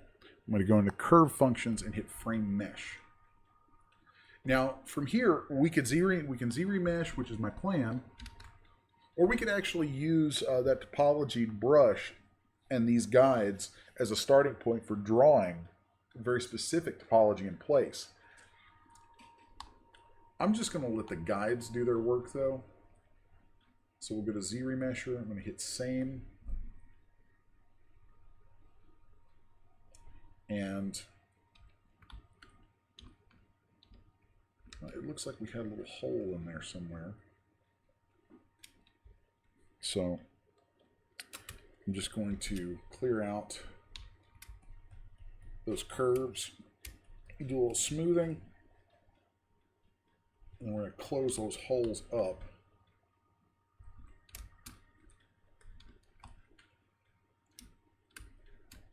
Then I actually don't want that interior section, because if it Z-remeshes that right now, there's all kinds of weird little spirals and things that it's going to end up creating on a closed volume. I want to avoid that. So I prefer to Z-remesh open shapes instead of closed volumes. So, but where we were trying to close up that little hole, the poly groups that it created from that are going to be here and then that little hole. So I need to auto group those. Now those are separate groups, and I can get rid of this group. And then I can select the bottom, or the bottom of the sole, that cut, and then the little extra piece there, and just group those together. So now I can take my topology brush, go to stroke, hit frame mesh, and we should have, why is that there? Ah, there we go. There was another one. There was a straggler. We had a straggler. So I want to make sure that we have these grouped and there aren't any strays. There we go. So if there are any strays and you hit that frame button, then you'll see curves show up around the straight polys.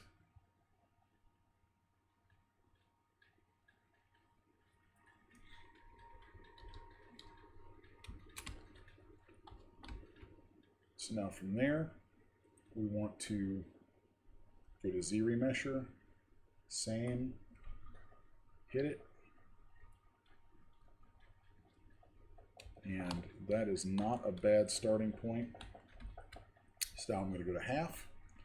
We're going to hit this a couple more times.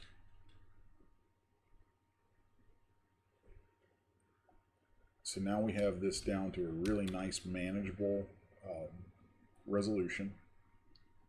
This is only 876 polys right now. That's great. We can work with that really, really easily.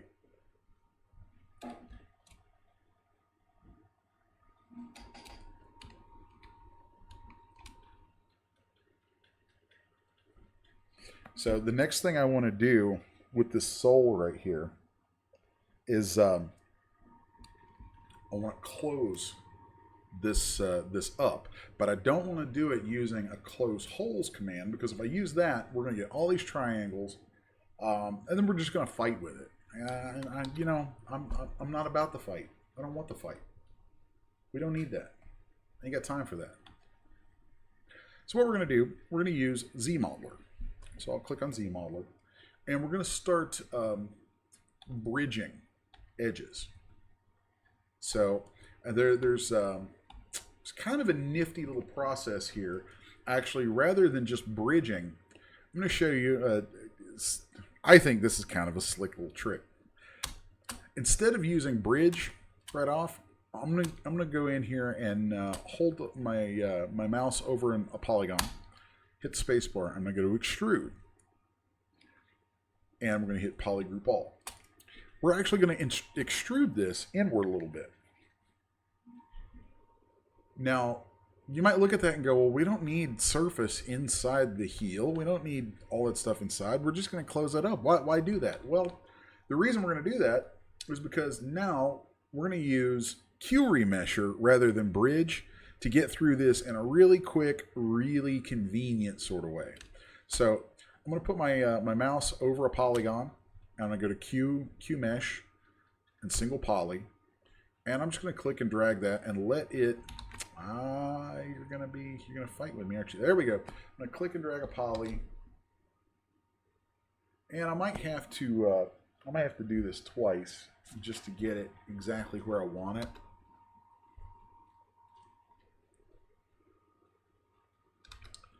I'm gonna find some place where I can connect across. There we go. There's one. Then once I have a crossbar made. Watch this. This is cool. This excites me. This little bit right here excites me. Now, all this interior mesh is going to go away eventually. But for right now, we can just click and drag, click and drag, click and drag, and we're getting this perfectly clean topology running right across here.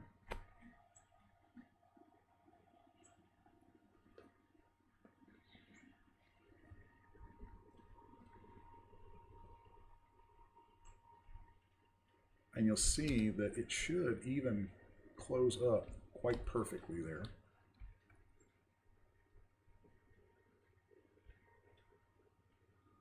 Okay. So right here, we might have to do a little bit more work. Let's see. There we go. It's just being finicky. And there we go. Closed up. All closed up. So now if I Control-Shift-Click that green shell, you'll see we have two closed volumes here because of the way we did that. So I can Control-Shift-Click on our outer shell for the bottom of the shoe, then invert what's showing, and if I auto group that, now I can get rid of the top of the sole. And we're left with that interior volume. So if we just invert what's showing, boom, we delete hidden and that's gone.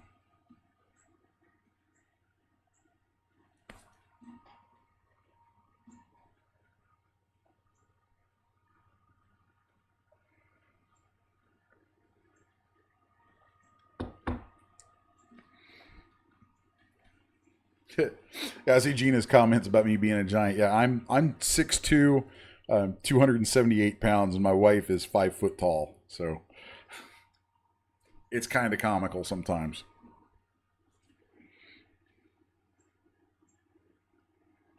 And yes, Gina, it might take you 20 tries, but go through those 20 tries and keep doing them, because once you get it, you've got it, and you've always got it, and it's handy, and it's cool, and you'll be able to do cool stuff. So something else I want to point out from using that method to close this volume up. See how we get this nice clean topology. And we also get a nice little edge ring going around the outside of it. So it's just, there's so many benefits to that. I mean, it's just good, clean modeling, and it's light. It's completely closed up. It's 932 polygons. If we want to see what it looks like at a full resolution, like you would see it in DAZ Studio or Poser, we'll just hit D and you can see there's what a subdivided copy of that's going to look like. So that's pretty smooth.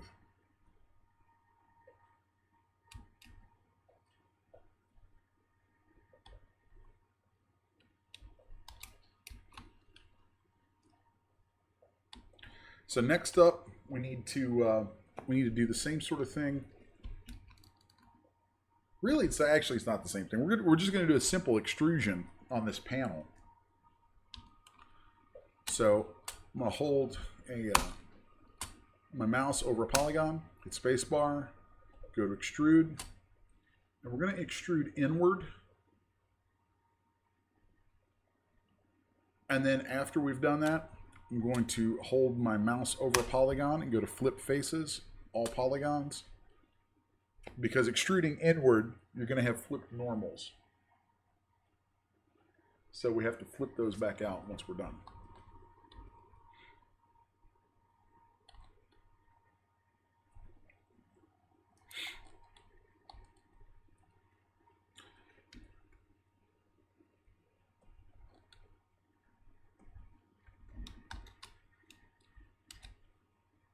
Okay, so I'm kind of deviating from this style a little because we've already made those. I've already made those, and you guys are going to get a copy of those, so you'll already have those. So I'm kind of winging it a little bit style-wise from here, but I think it'll be kind of cool.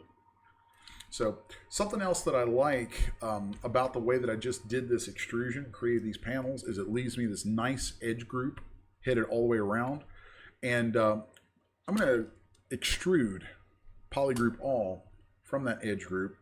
And you see that's going to give me this nice loop. And if I do it like a couple times, it doesn't add a whole lot of polygon count, but it gives me this nice set of, I've heard people call them holds, that will help hold the shape when it subdivides. So and let's do that actually with that, that border group showing and everything else hidden. Okay.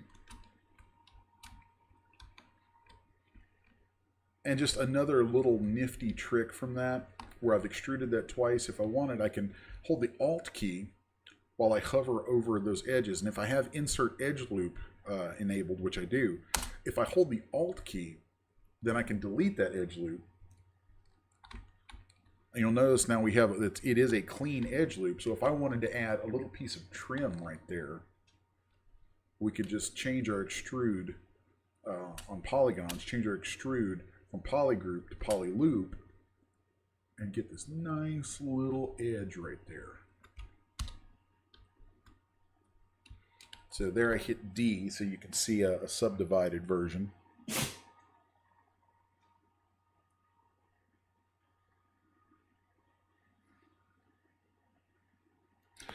So I glanced over and I saw where someone said, where Linus Kim says, lost me on the extrude inward. What I mean by that is if you're in the Z-Modeler brush and you hold your mouse over a polygon and then you hold the space bar down, you can hear that guy hit right there. You hold the space bar down, then in the top panel you can pick an action, and in the bottom you pick something that action is targeted toward. So here, if I were to set extrude to polygroup all, then whatever polygroup I click on is what's going to be extruded. And then when you click and drag with that, you're either going to pull outward, extruding out from where it started, or you're going to be pushing and extruding inward. And if you extrude inward, then the polygons it creates have their normals flipped, so it's going to look like it's inside out. That's what I was talking about there. So we extruded inward because I knew that the shape I had is actually what I wanted to be the outer shell. We extruded inward to create our thickness and then flipped our polygons.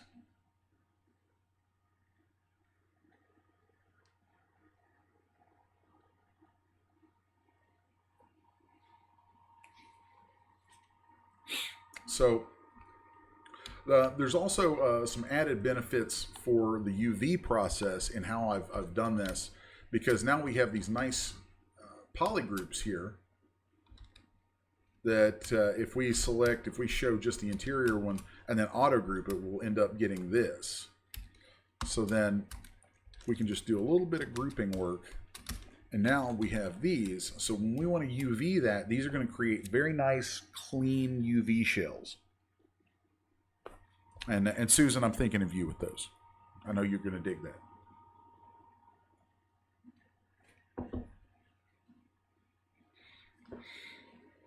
And Kim, I see Linus Kim. I'm going to call you Kim. I hope I'm not being rude. Kim, yeah, if this is new to you, it's okay. It's new to everybody at some point. Just take a minute, kind of watch back. You can also, in the rewatch, you can set it to run a little bit slower if you want to slow it down and kind of watch for what I'm clicking on there. And again, message me pretty much anywhere that you can find me, and I'm almost always available to answer questions. So you can reach out to me, and if you have any questions, I'll be more than happy to show you some stuff. I love seeing what people do with this stuff.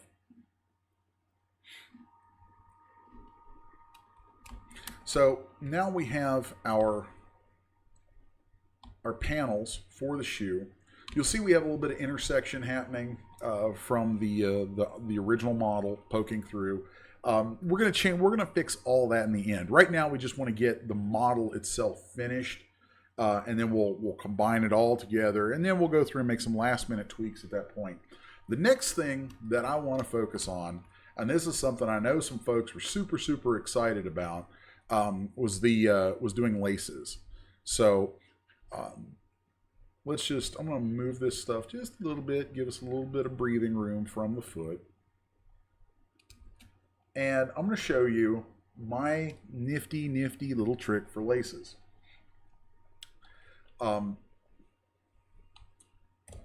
I actually, thinking about it, I'm pretty sure there's an insert brush that I use that I forgot to include with the stuff this week. So as soon as I get off here today, I will toss that to Terry and we'll make that available.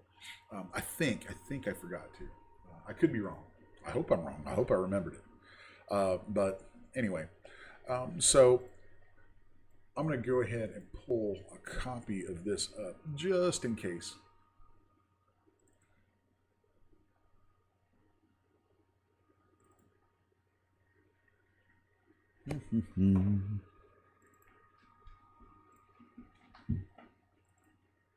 Okay.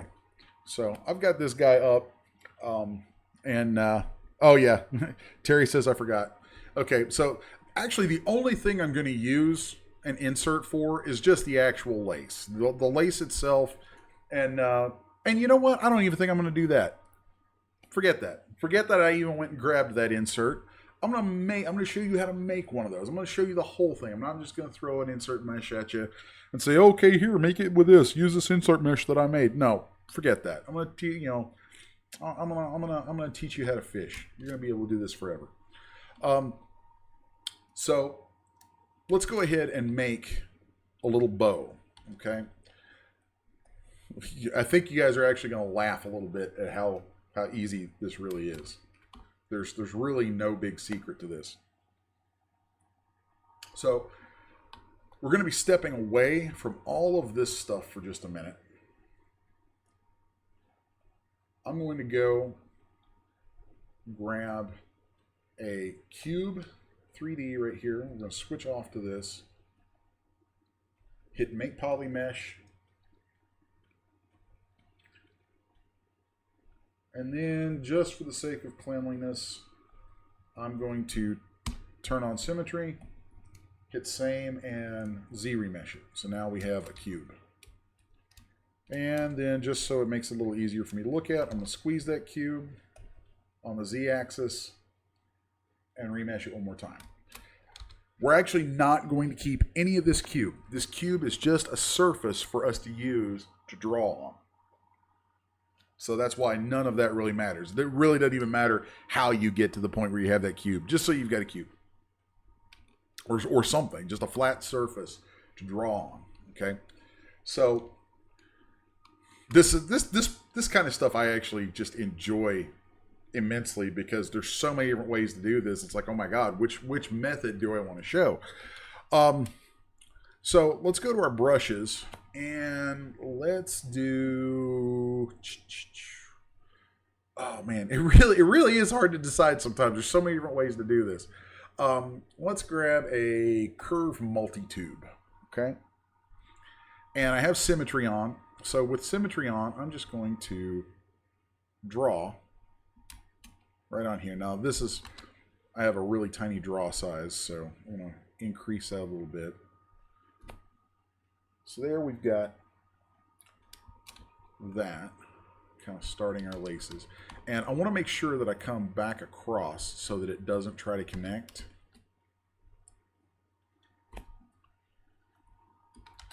So let's go from somewhere right in the middle. Because if I Z-remesh, then I know that I have a perfect center line to start from. So I'm just going to let my mouse lock right there. I'm going to draw like that. I could do that.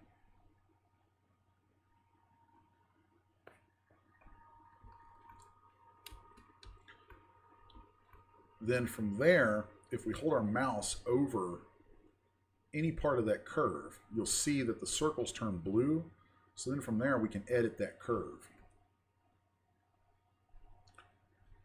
I'm going to go into my stroke and make sure that I have bend turned on. I'm going to turn on lock start and lock end.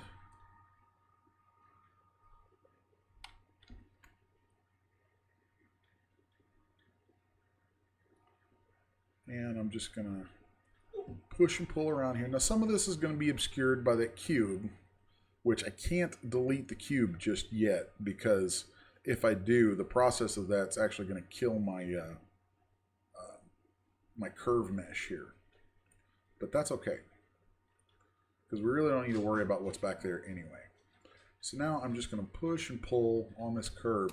And if you want to edit a larger area of the curve at once, just let your mouse float over the curve so that you see it turn blue, and then you can use your bracket keys to increase the size of that edit, that editing space. So here I'm going to move my end point a little bit. Let's move my start point a little bit. And at any point you start getting these jaggy shapes come in, just hit 6 a few times on your keyboard, and then the next time that you click and move your curve, it'll be smoother. Okay, so now I'm going to take my edit size back down a little bit because that was a bit much. I'm also going to increase my actual brush size a little bit. So that's going to cut down on some of that resolution. That was a bit much though. Let's go back down. There we go. That's about what I want.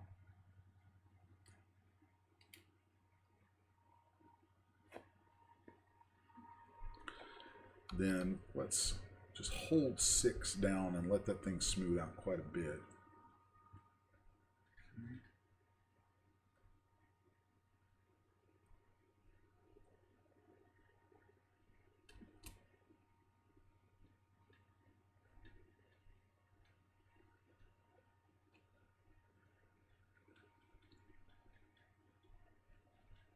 Here I'm just continuing to edit that curve.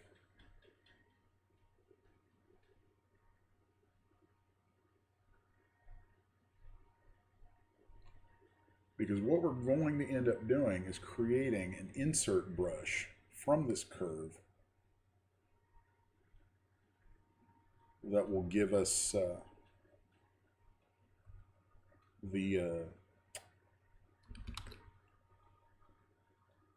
bow, the tied bow that we want.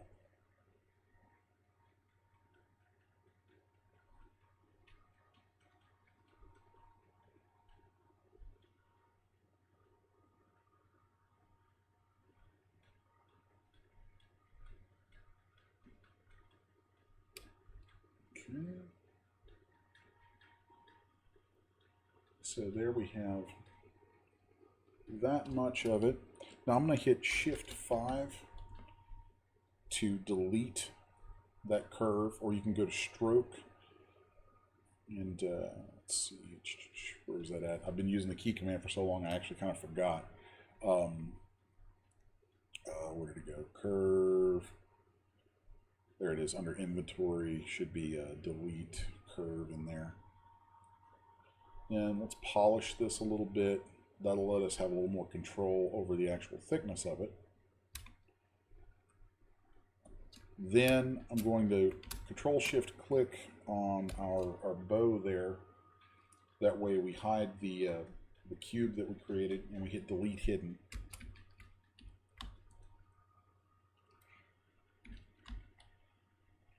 Then we could take the Move Topology brush and kind of refine some of this stuff a little bit more.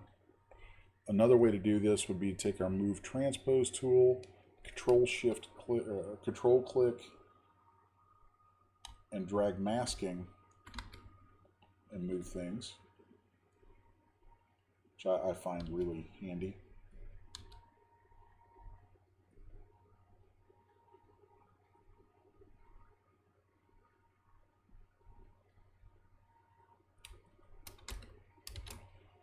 Let's inflate some of that a little bit. And then I'm going to turn off symmetry because we don't want this to be completely symmetrical there. And we're also going to end up adding a little bit to it to create the illusion of there being a knot there.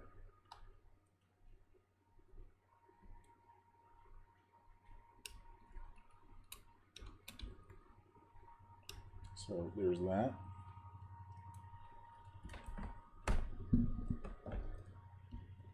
So before I finish out the knot, I'm going to remesh this, or Z-remesh it. So let's turn off adaptive, we'll hit same. And I'm doing this without symmetry turned on. That way it keeps these separate groups. And then I'm going to hit half. Do this just a couple times. So now we're down to a nice low poly count.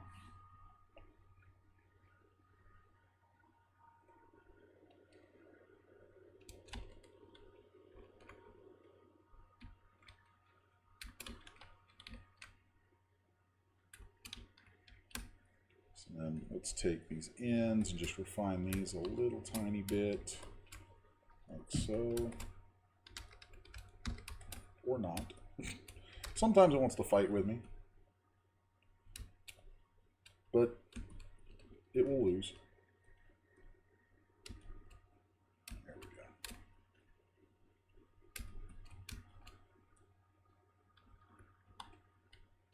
Then I like how this one has nice square ends.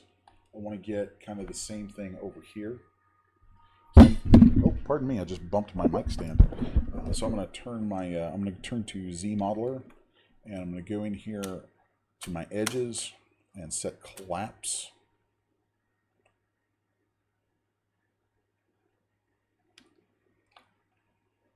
And let's see.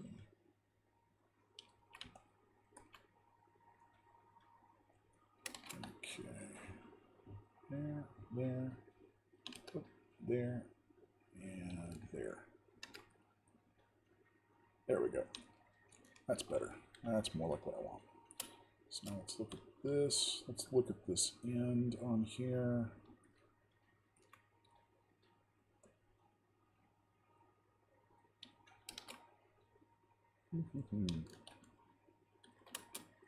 It's not bad. It's not bad either. I think we can keep both of those.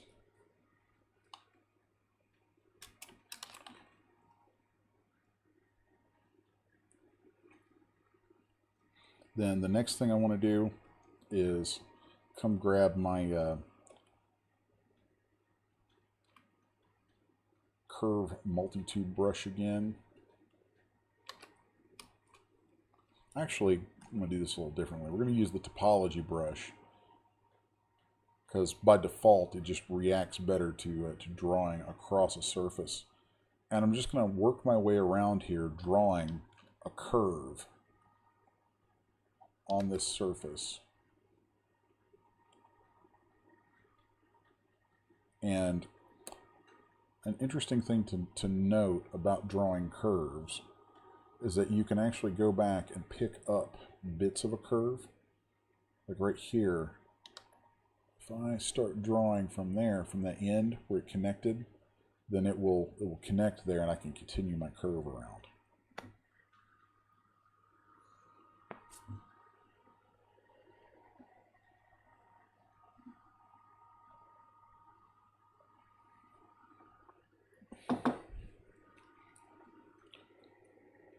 So now I should be able, at least in theory, to take my curve multi-tube brush and tap on there and get some mesh in place that follows that curve. Next, I'm going to delete my curve, take my inflate brush, and just inflate all of that a little bit at a time.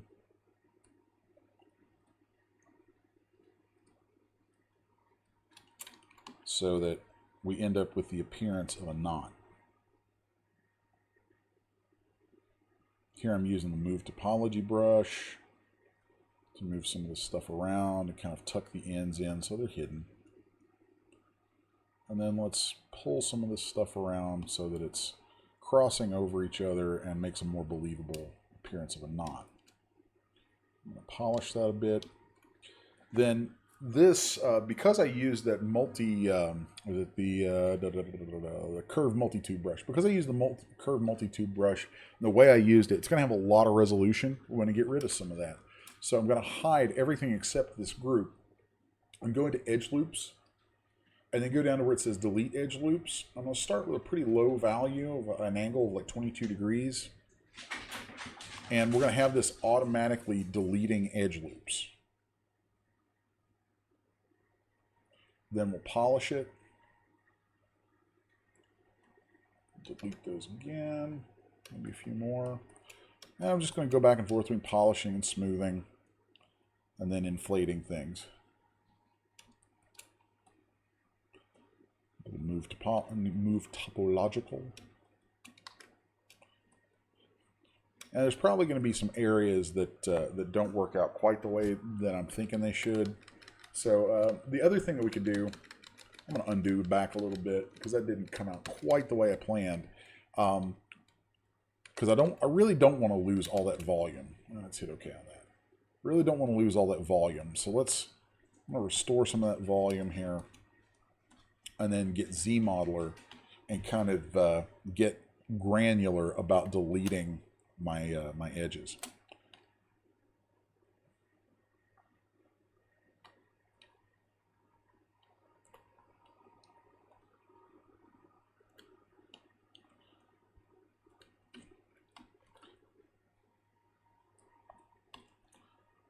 And that's one way we could kind of whittle that down. I think another way, though, that I want to do, just so you see it, is I'm going to split that group off into its own subtool and then just Z-remesh it. So let's do same. And is it freaking out on me? There we go. So that's actually not bad. Let's do half of that. Do half of that again, because we don't need 500 polygons there just for a little knot. In fact, we don't need 400. That's more like what I'm looking for. Much more like it. So let's see what kind of topology we got off that. Let's do same a couple times. Looks like that's trying to give us a little bit of a hassle. This one spot. That's okay. We'll deal with that. We have ways of dealing with you.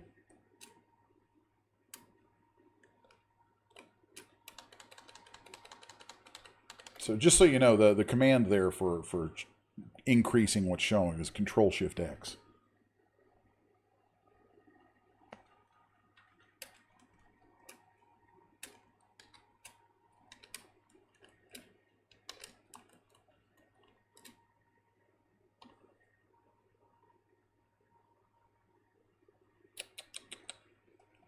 Let's just reshape a little bit of this.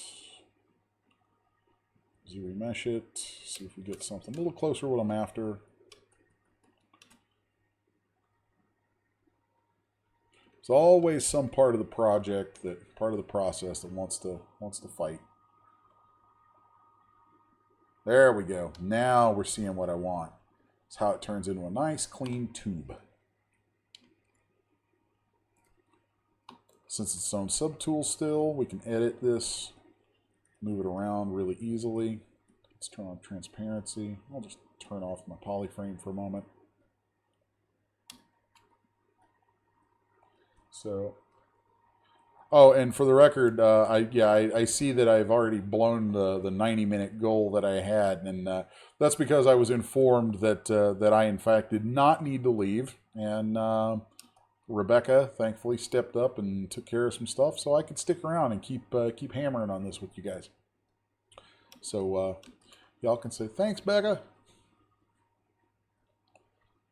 or not. I mean, you know, it does mean that I'm still here, still yammering on, and I don't know, you know.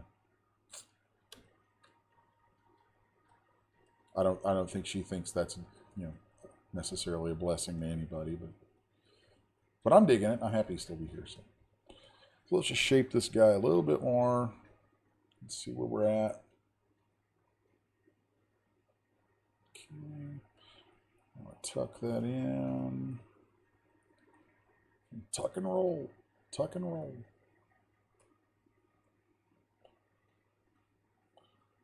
So, and then the insert brush that we're going to create from this, I would suggest once you've created one of these, save that somewhere, because just like with those bucks, those little starter meshes, you know, you'll be able to reuse that over and over and over. And that's a good thing. That's a very good thing. So I'm pretty cool with this as a knot and a means of a nice little bow. So let's put these together. So I'm gonna merge those two subtools.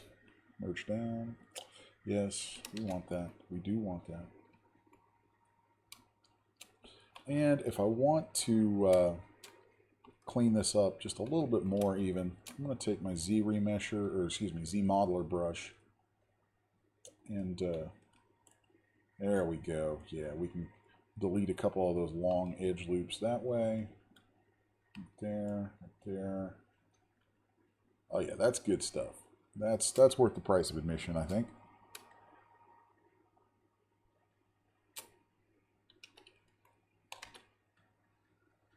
I hope it's worth the price of admission since this was free.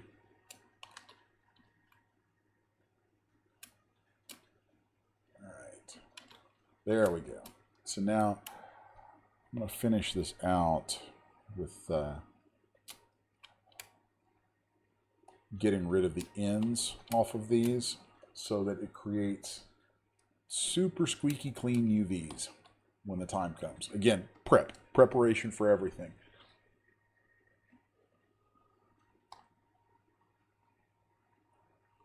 So I'm going to delete hidden there. I'm actually going to delete the ends off of these bows.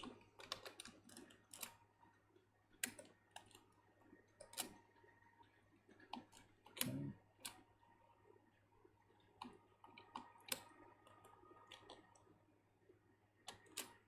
There we go. Let's find you and delete you. Thou hast been deleted. There's that.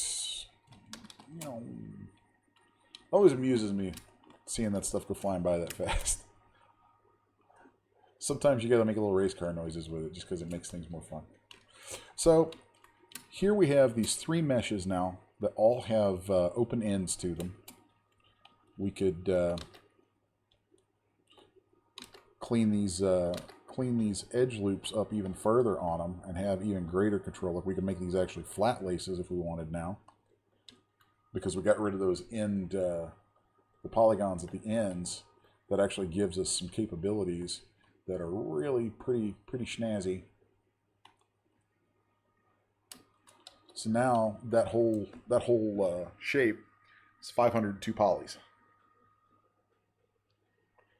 Buckles. We'll save buckles for another day.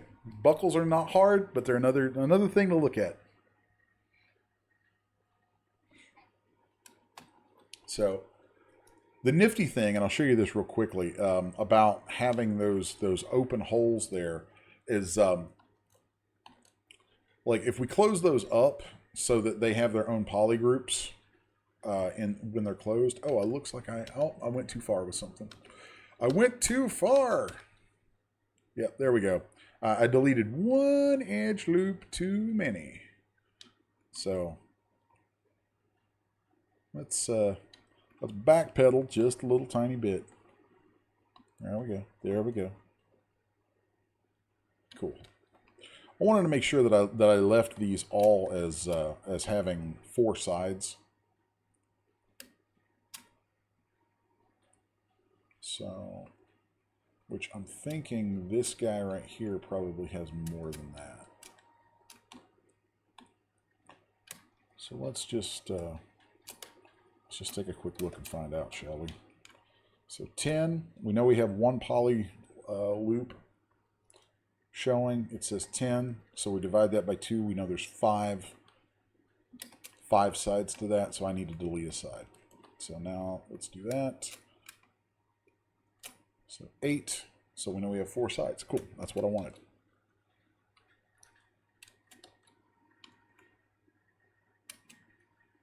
All right.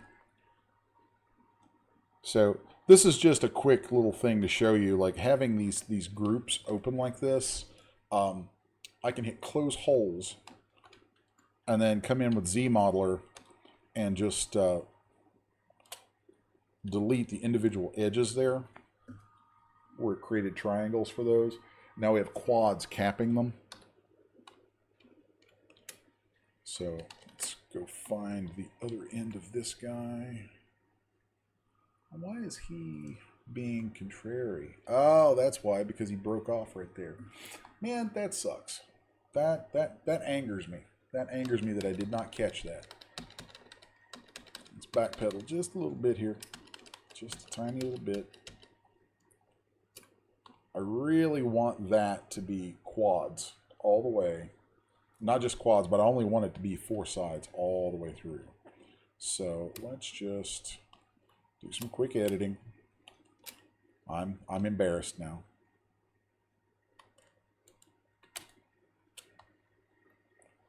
There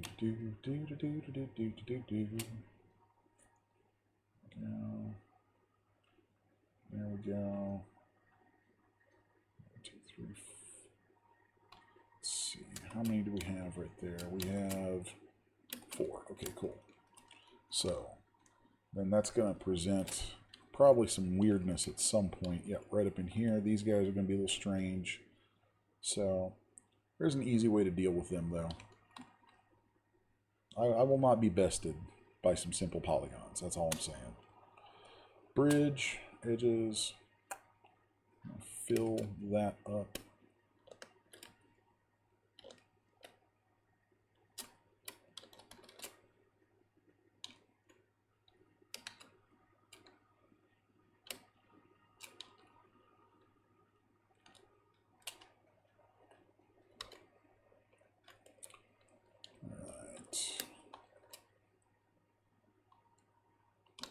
No. So you're going to fight with me. I don't think it's a bad thing for you guys to see me having some struggles every once in a while. So the important part is figuring out how to get through them. So here's how we're going to do that. I'm just going to delete those polys where this was all kind of breaking down on me. Then now we should be able to get rid of that stuff, like so. Okay, so now we got that. It's really important to me that we make sure this is quads all the way around. Okay, so the next thing I'm going to do is close holes. And I'll have those little triangulated guys on the end caps. Then I'm going to delete the cross edge that it created. And that's going to leave me with some nice quads right there.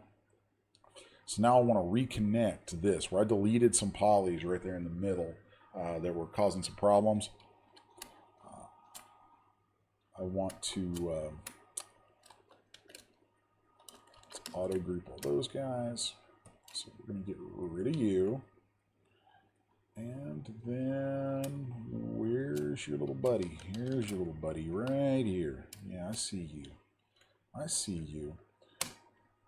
I'm going to delete those faces by using a polygon action set to single poly and delete.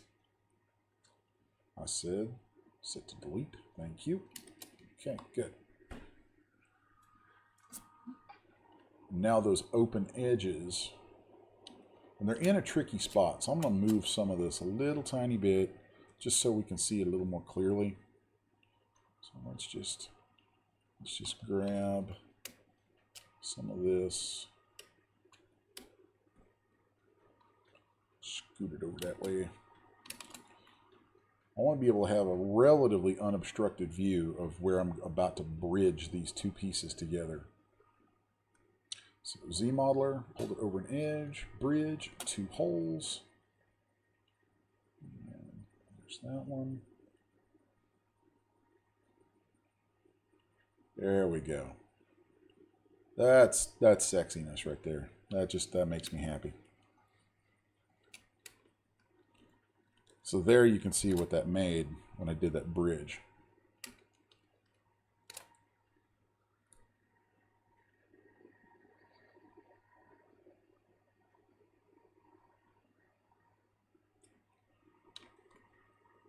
So then I can go in and clean out some of the excess that's right here.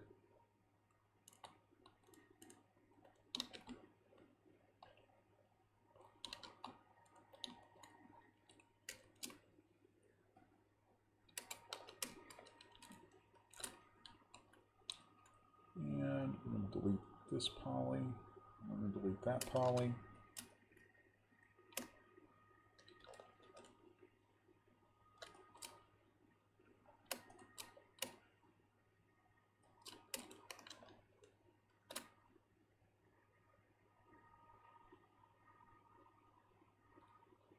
And let's just delete these right here, and we'll connect both of these loops together.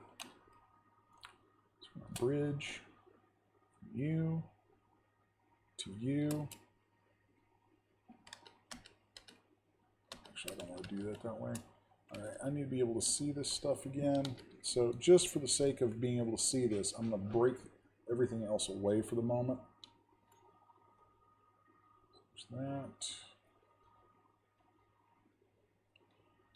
That's interesting. That is interesting. It's really not wanting to bridge those. I find that problematical. All right. This should have been a little cleaner, and I'm really feeling kind of embarrassed at the moment that this didn't come out as clean as I intended. So y'all just kind of bear with me for a minute.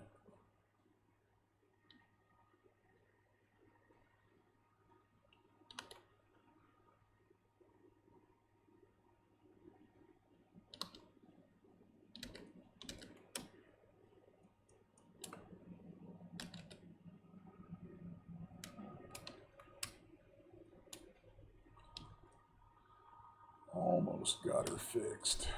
Almost got it all fixed up here, I think. Getting close.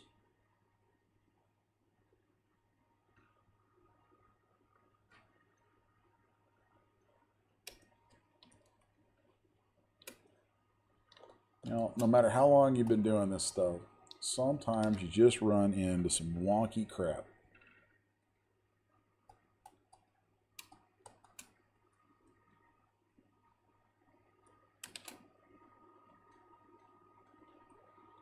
Just gotta be patient.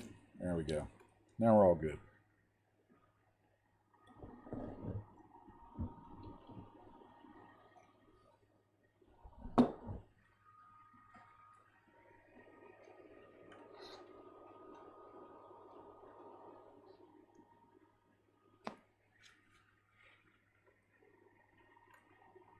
Okay. So then from here, I wanted to bridge these guys.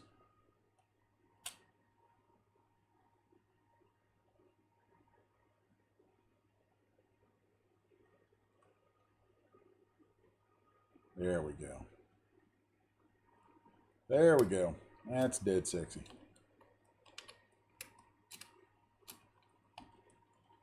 And then from there, let's go to our edge loop menu, delete some edge loops.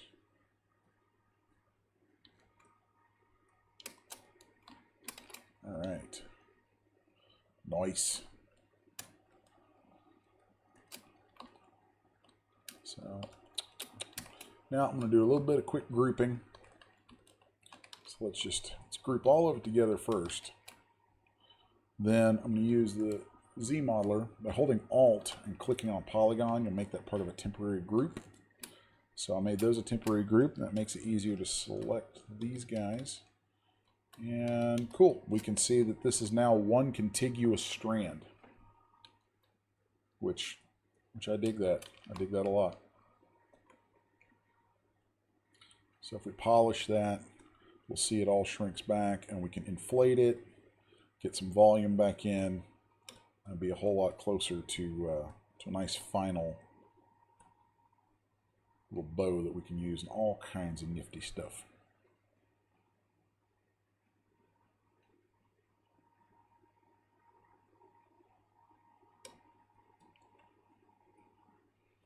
Right.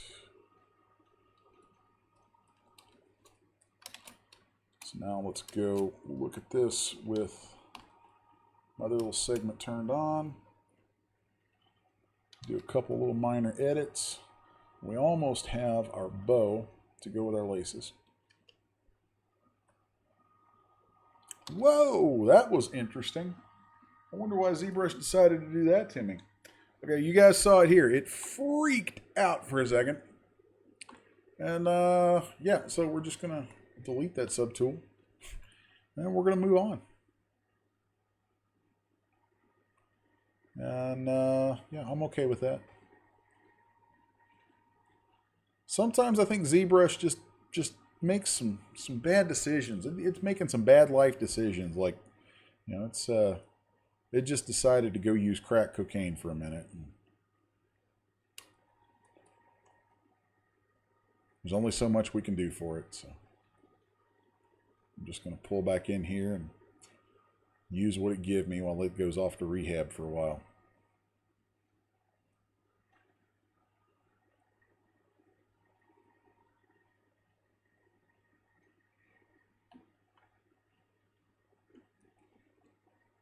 And let's just pull a little bit of this, a little bit of this.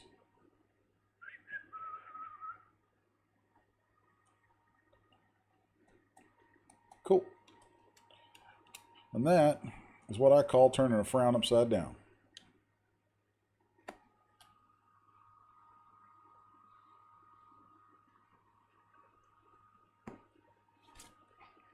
So there we go. Now that we have that, we can see that we have these nice clean poly groups out of it. And if we were to go into a UV master and hit poly groups and hit unwrap, then there's what we get with that. We could also just take these groups like so and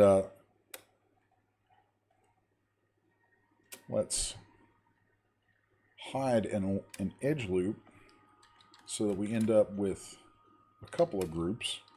Okay, so there you can see we've got 3 poly groups, and you start getting this really nice UV unwrap out of that, even though it's kind of spread out. There's a couple other things we could do with that. We could take these, let's group these.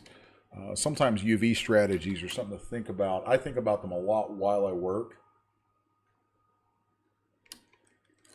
So let's make some smaller groups so that it will spread the UVs a little differently. There we go.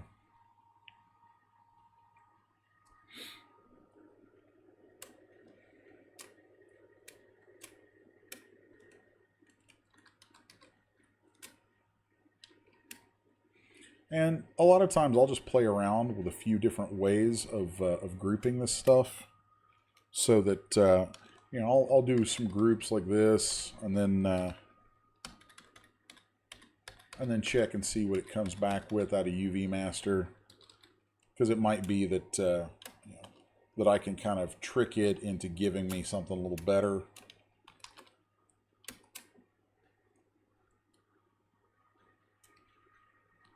You know, we're getting a little closer there. And there's lots of ways that we can edit that too. Yeah, Terry, I'll make that available. So anyway, I want to get moving back to the actual modeling of those laces. Now that we've got this made, I know this was kind of a sidebar, but I really felt like, you know, I was just going to throw you guys an insert brush, but it's like, what good is that? They're not going to know how to make the lace themselves, so you know, or the bow part themselves. So here, now you've seen that, you've seen me struggle a little bit with it. It's okay, we all go through it. Now we're going to make an insert mesh from this. So I'm going to go ahead, group all this together, and fill my screen with it. I'll hit B to bring up my brushes. And then I'm going to go down to where it says Create Insert Mesh and hit New. So now I have a brush created here. Let's save that out. So I'll save that.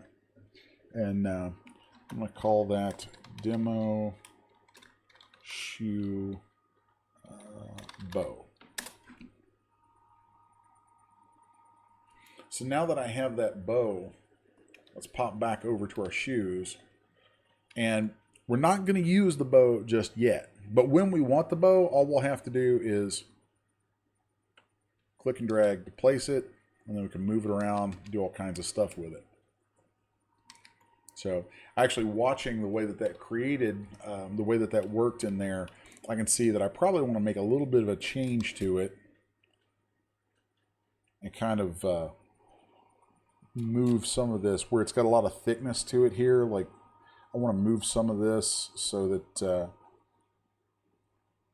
when it inserts onto our surface, the actual knot part is what connects.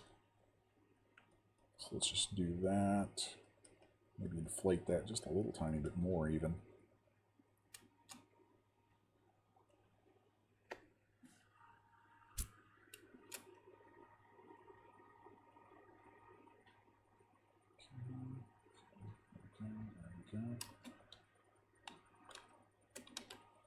And then I also want to thicken this up just a touch. I think it's a little bit thin looking on these outer bits. Okay. So, and I'm just going to append this to the insert that I made. I'll hit B, create insert mesh, and on this one I'm going to hit append. So now you'll actually have both versions of that inside the brush.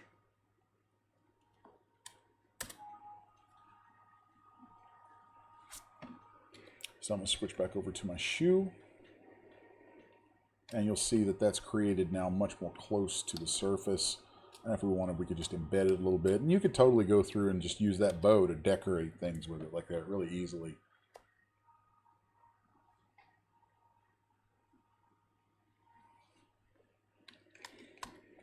So now, getting back on track a little bit, we're going to dig in on making the actual laces going up and down this. And this is actually so much less involved than creating that bow that it kind of cracks me up a little bit.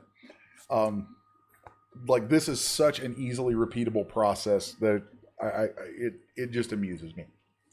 So I'm going to isolate just the shoe panel by hitting solo. Then I'm going to go to Z modeler. And I got a couple of choices to make. I could make 6-sided laces very easily, or I can make 4-sided. I think I'm going to go with 4-sided. And the reason I say that, I could make 6-sided laces by splitting vertices like that, and I'll pull my laces from these holes. Or I can make them 4-sided by pulling from an individual polygon. I think what I want to do is make them 4-sided so that I can do a bunch of them running up this, because I think that'll just be kind of neat to see. So I'm going to hold the Alt key and click on some polys. Actually, I want to add an edge loop right here and right here because I don't want to put my laces too far off to the sides. There's that, and that. Okay. Then I'm also going to alter my shape just a little here and there using a slide edge loop function so that I can make sure that I get these a little more evenly lined up. I might have to add an edge loop somewhere, like right there. It's kind of important. You want to try to have them sort of aligned. They don't have to be perfect, but the closer you have your edge loops across that space aligned with each other, the more natural everything will work out. So, the brush I'm using, Kim, is the Z modeler. I'm using the slide function for edge loops, where you hold your mouse over an edge loop and then hold the space bar, and edge actions will be in the top, and you'll see where you can go to slide, and I've changed it to edge loop complete. And so you'll see right here is what that does. It allows me to move entire edge loops along the vector of the edges that connect to them. A ribbon bow. Same process as the big thick one, or as the shoestring bow that I just did. Similar process, just a slightly different shape. I'm going to take note that Riverthorn. I'm going to take note that you said that you mentioned it, and I'll keep that on tap for a future installment. I could get real bogged down with another bow right now, so I want to get back on track so I can go on with these laces. So let's move on along with these guys right here. I also want to add an edge loop in so that I make sure that where I'm pulling these from are kind of proportionate polys.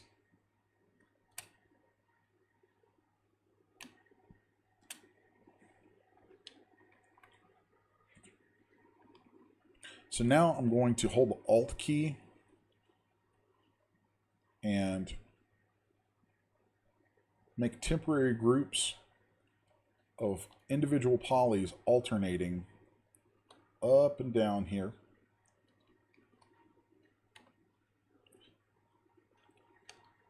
And then looking at those, I can also see, sometimes where maybe the proportions vary a little from side to side. So I want to make sure that I use that slide command to sort of edit that just a little tiny bit, because I want these to all be pretty similar in proportion.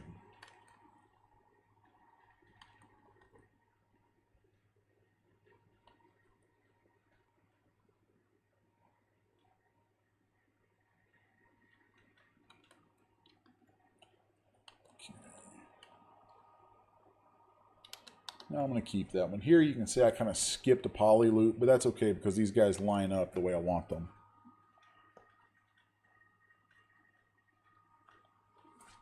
So the next thing I'm going to do is I'm going to go to the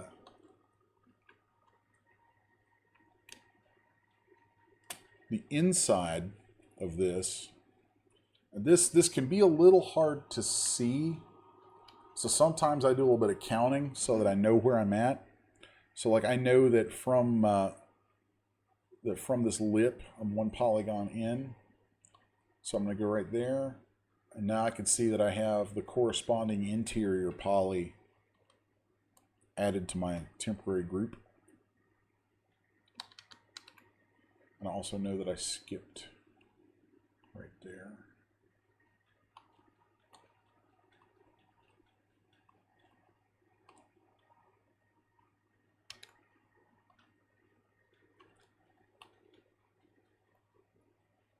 Okay.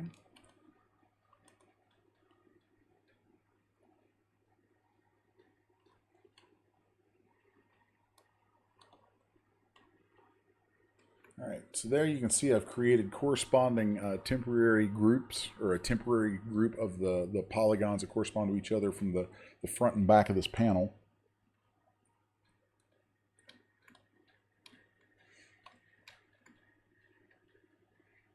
Just for the sake of checking this out. Oh, cool. No, don't want to do that. Yeah, I'm going to leave that in there. It really isn't integral to anything that actually match up perfectly like that. It's just kind of something I think about a little bit. So the next thing we're going to do is hold the mouse over a polygon, hold space bar, and we're going to change our polygon action to inset. We're going to leave that set to inset each poly, and we're going to change our target to polygroup all. So now we're going to be making insets from our temporary polygroup, like this. So we'll just click and drag that. And you'll see that that also leaves a fresh polygroup for the ring around those insets and groups the insets themselves.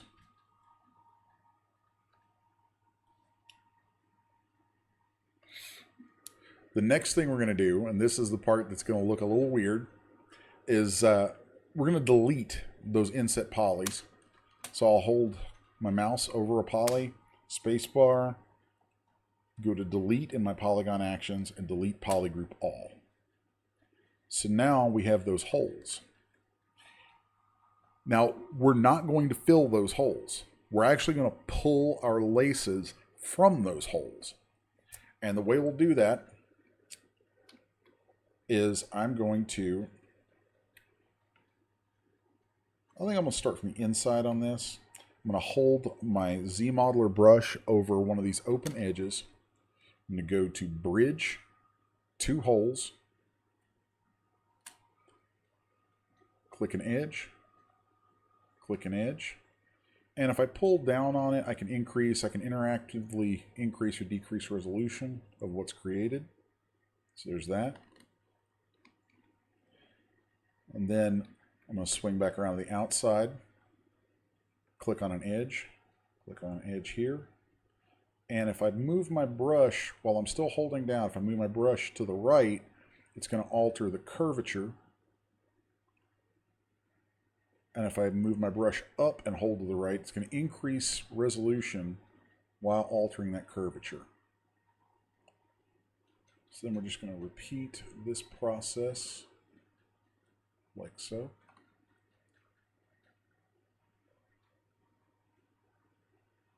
Probably the hardest part of this is just making sure you're actually getting the edge you want clicked on. So you have to be a little bit careful with that. I'm going to turn off that delete polygroup function for the moment because that sucked. So where's it at? There's actually a thing in here that is no action. Do nothing. There we go. So I don't want to accidentally delete anything. So bridge holes here, boom. Add some resolution. Come to you, add some resolution.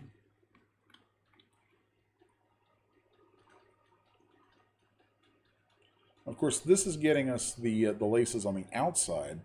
I'm going to turn around and do the ones on the inside here in just a minute.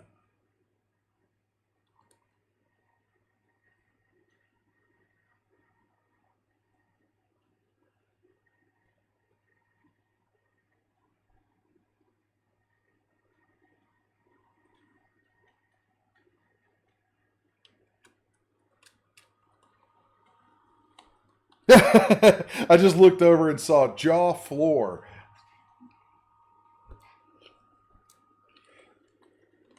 That's great. So now I'm gonna swing around to the inside, and we're gonna alternate this, right?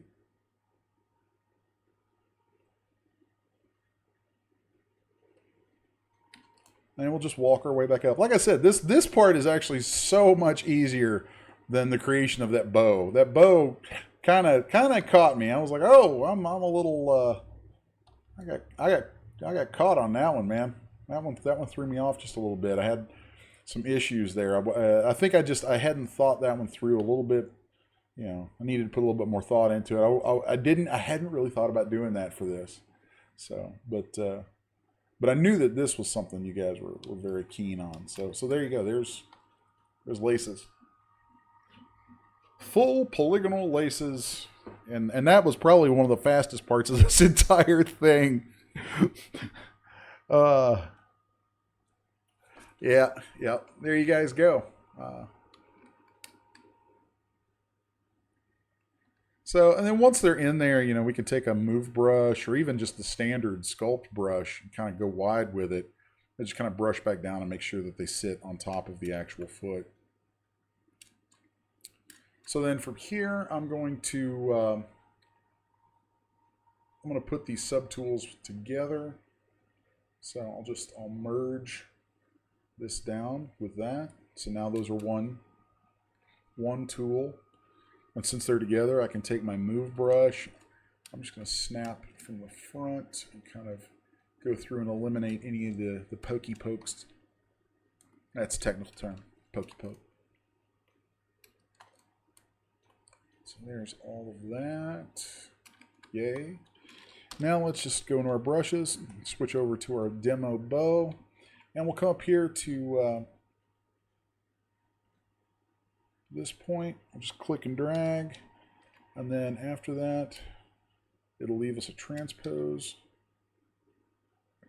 line, and then we can just take a move brush, or we could use a move topological brush and pull this stuff out, put it into place, you know, make some last minute little tweaks.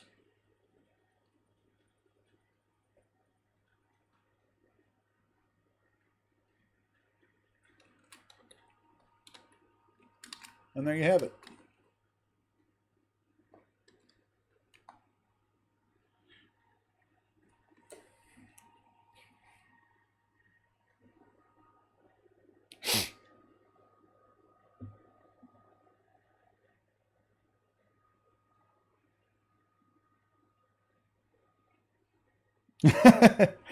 I just saw Gina say every new product for the next month at least will have laces.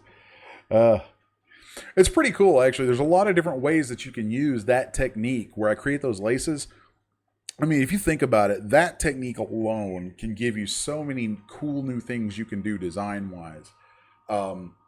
So don't let it just limit you to making laces on shoes or corsets and stuff like that. I mean, you can do a lot of crazy cool stuff with that. Just grab 2 polygons from somewhere and bridge them together and then pull on it and let that thing dangle and go somewhere and do some neat stuff with it. So it's a lot of fun.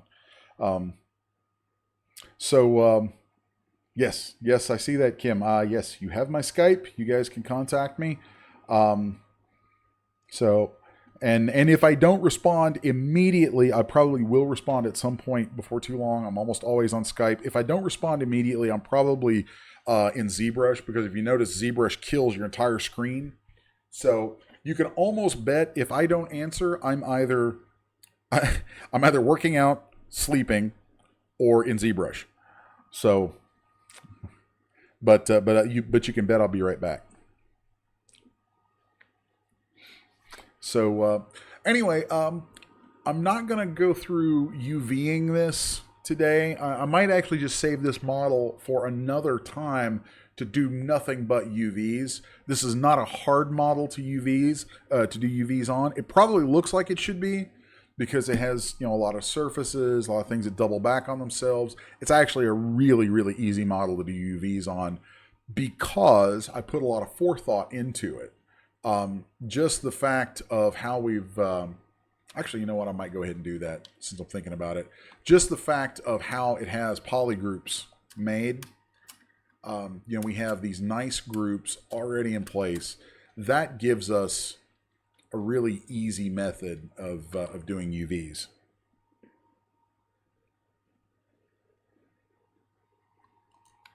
So I want to add a couple quick last minute details here. Like I want to make sure that I group these laces into their own poly group. And then the little eyelet area around them, let's say we want to make sure we have some eyelets added to that. So let's grab ZModeler and we'll just, let's go extrude, polygroup all. And I actually want to do that with nothing else showing, because I'm going to extrude them once, and then that interior group it creates, I'm going to extrude again. Although I don't want, I need to backpedal just a little bit here. I don't want to do it on the inside. So let's show just that interior group. I'll expand my group once, and now group all of that. So now I should only have eyelets, yes, on the outside. So now I want to extrude those a little, and then extrude that. Group it. Now if I hit D, we'll see a smooth version. And we might have to do a little bit of last minute editing. So let's mask these guys off, these laces off, grab move topological, and we can just use that to kind of clean up a little bit of the shape, moving this stuff so that they fit right into the eyelets exactly where they should go.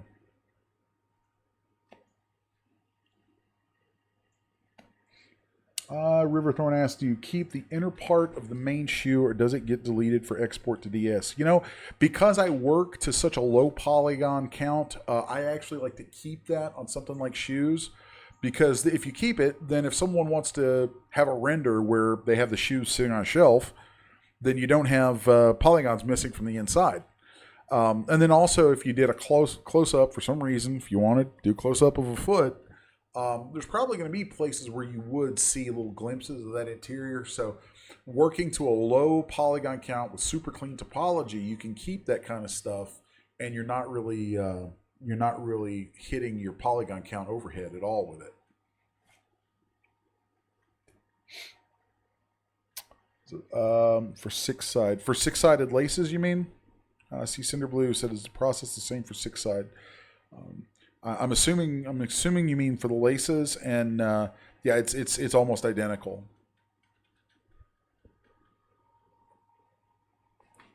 So I want to go down through, just kind of finishing out, tweaking these into place on the eyelets. You know, it's little things like that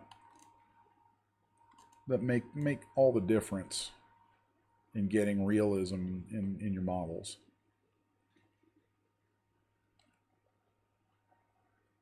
And I often will work with, I'll often shift over, I'll hit D on the keyboard to see a subdivided view, because that's going to give me a really nice approximation of what the model is going to look like smoothed in DS or in Poser.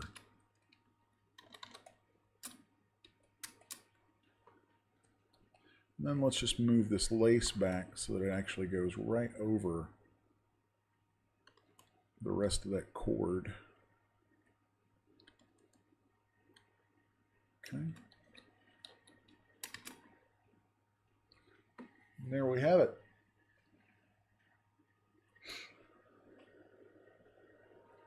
Yeah, I actually kind of wanted flat laces on this. You could go through and like, we could mask them like that and just take an inflate brush and, you know, you could inflate them, you could smooth them, you could do all kinds of stuff with them like that. One of the nice things about the way that this was created is, since we have clean poly groups for everything, you can make selections very easily, and then that lends itself to really easy edits.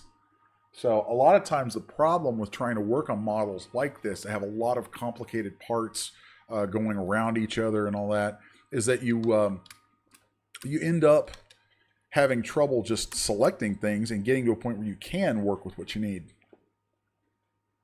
That's one of the reasons I'm very, very anal about those poly groups while I work.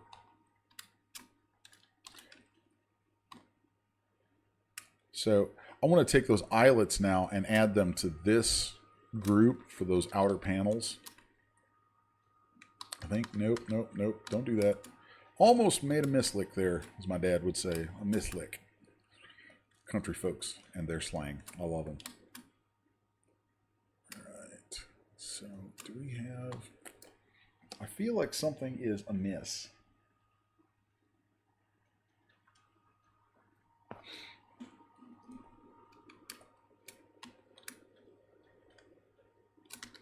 Yeah, that sometimes the groups, the colors, like the colors it just arbitrarily throws on, sometimes they'll be real similar and it gets hard to see what you have. So sometimes I'll just select a group and regroup that same group a few times just to make sure. Like right there, you can see it's hard to tell what's grouped and what's not, or what's grouped together. So I'll regroup things sometimes until I have colors that contrast each other so I can see clearly. So I want to make sure that I have some good groups going on this stuff. So I'm going to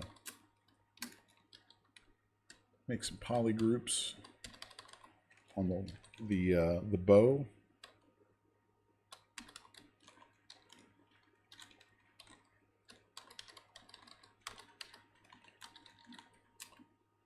There we go. And I do believe, actually, all things being equal, this should automatically UV itself really, really cleanly. I think I want to take a second and clean up some stuff I see on the heel, just to kind of give it a little bit more refinement in its shape.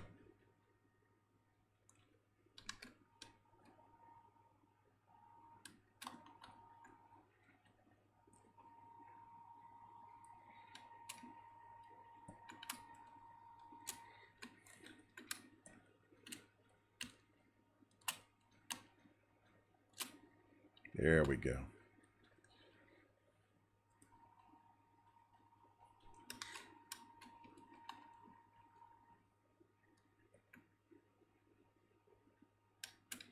I don't want it to chunk out quite like that. That's kind of cool, though. All right, I feel like we've got some ladies in the chat there. So if y'all could tell me, how's this looking to you as far as the shoe goes? Does that look believable? Let's see, Anita Amaranth. Yes, each eyelet could have a separate UV. I actually just grouped them. Just finished grouping them to the outside of that panel so that they would so that their UVs would be part of that shell.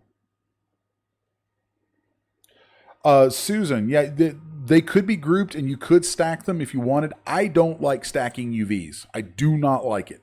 I just don't. I would really prefer, like, if you wanted to add grime or dirt to a new texture to something and UVs are stacked, as soon as you go trying to add that stuff, you're going to see every seam pop up where those things stack, and it's gonna it ends up in some real issues that always kind of bug me. So I try not to have stacked UVs unless I can, unless it's just a necessity. Looks like an expensive shoe. Well, cool, good, because it was free to you guys today. So there. So the last thing I'm going to do here, I was going to hold off on UVs, but I went through and I checked my groups, and I made good groups. So I'm going to take a shot in the dark here that UV Master is going to like these groups, and it's going to give us some pretty decent UVs. So let's just go to UV Master, turn on poly groups, and hit unwrap. We'll give that a minute. It might freak out, or it might not. Flatten. And there we go. That's the basis for our UVs here. We'd actually probably get some even better UVs out of that if we just take this shoe, take the sole of the shoe, and group the tip of that heel to itself, and then maybe even separate that into its own group. Let's try that one more time.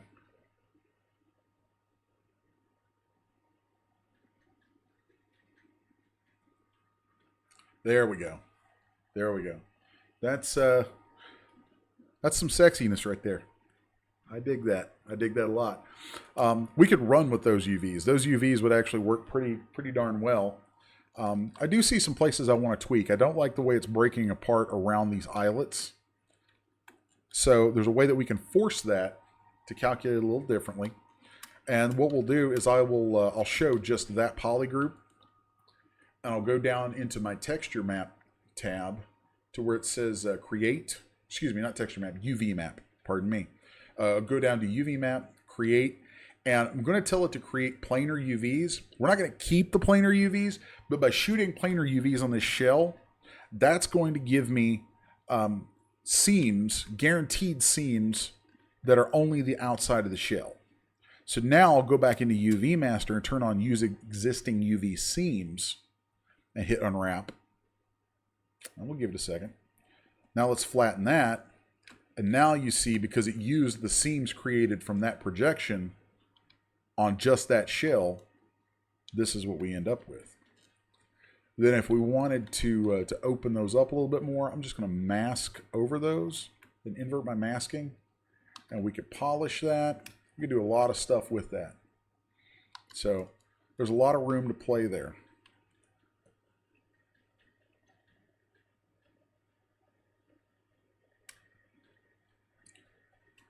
So like right here, just inside the, within UV Mapper with it flattened, we can use some of the sculpting tools. Like we can hold the shift key and smooth things. There's so much you can do.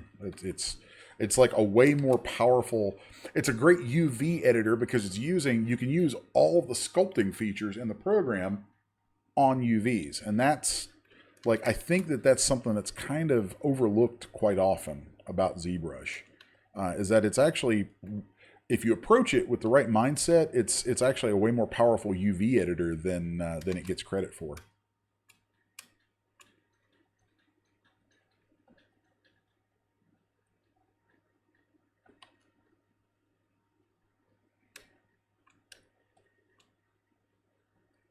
So let's just pull these guys around. I'd probably spend a little bit more time on these.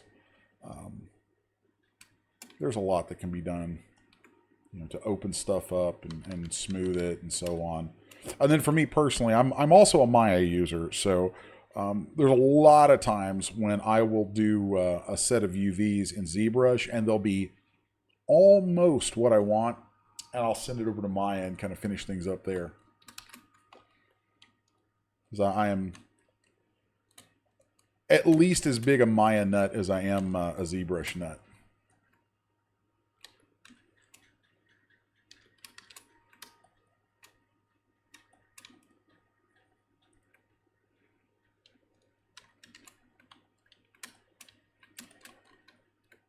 So let's pull those back around. Actually, you know what? I don't even think I like the way that it did that. I'm going to turn that UV use existing seams off and go back to what we had.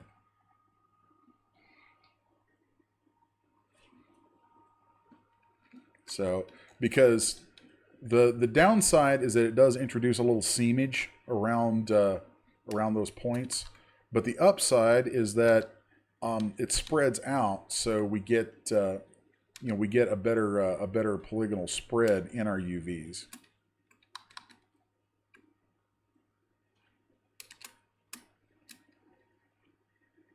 Of course, if I wanted to change those at this point too, we could always do that. We could just regroup some bits of it.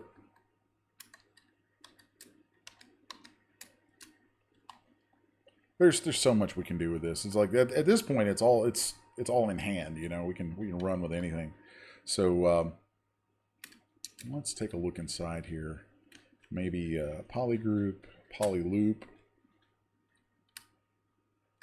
I said polyloop. There we go.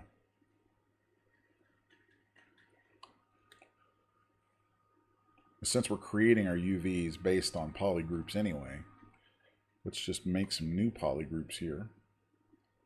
Kind of return back to what I had.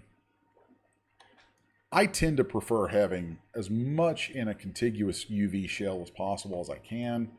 But these little guys, let's make them separate. Let's make them their own little dealio-yo.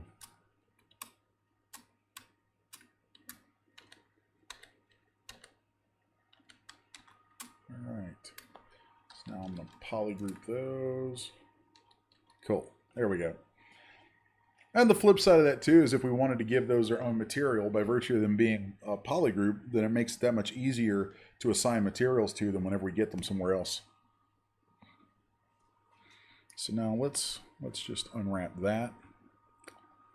Let's have ourselves a little bit of that. There we go. And there's our little guys. All nice and unwrapped. That's super squeaky clean. Super squeaky clean. Me likey. Me likey. All right. So there you have it. Texturing something like this would be really simple. Honestly, I would do probably all of the texturing on this. I would do with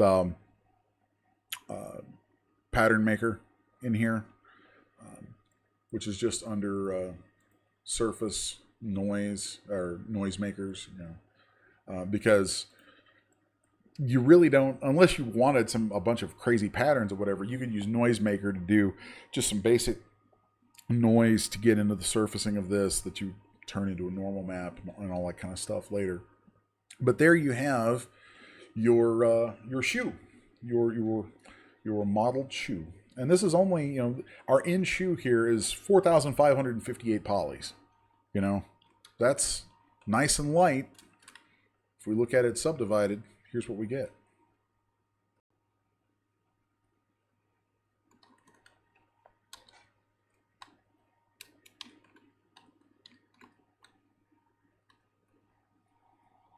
So, at the very end, I think the last thing I'm going to do is just mirror and weld. Actually, crap, I do not want to weld that. Pardon me. Let's make a duplicate and then mirror that. I don't want to weld it because there's some polygons down here that are close enough together that if I weld that, it's going to try and do some goofy stuff that I don't want it to do. So I was just running a little smoothing right there to make sure that I didn't actually do that, accidentally do that at some point along the way. So, but now that I have both my shoes, I have it mirrored over. I made a duplicate subtool, then mirrored it in my deformations. I'm going to turn on, I'm going to go to my merge menu under subtools and turn on UV. That way we keep our UVs. And I'll merge it down. And now we can see it's smoothed. And there you have it.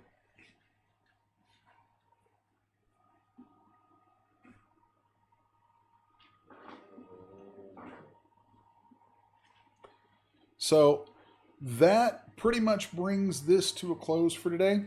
If anybody has any questions, I'm going to stick around for a few minutes and watch the chat.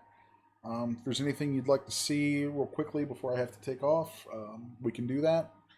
I want to thank everybody for coming out.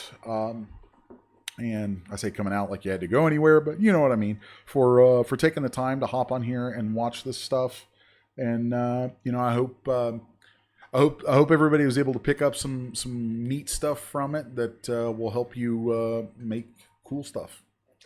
So next time we're going to take this set of shoes and we're going to rig them. And we're going to go through some of the interesting little headaches that come up with that. That process is kind of a black art, and I don't want to say that I've mastered it, but I think I've kind of mastered it. But it was not easy getting there. But hopefully my pain will be your gain, and I'll be able to take you guys through some of that stuff and help you guys learn to do it a little more easily than what I had to learn. Maybe help you guys get some skills with that you can use to turn into some nifty products and all that kind of stuff. So cool. You guys are all quite welcome. Seeing some thank yous in the chat there, and I appreciate that. I'm glad you folks dig it.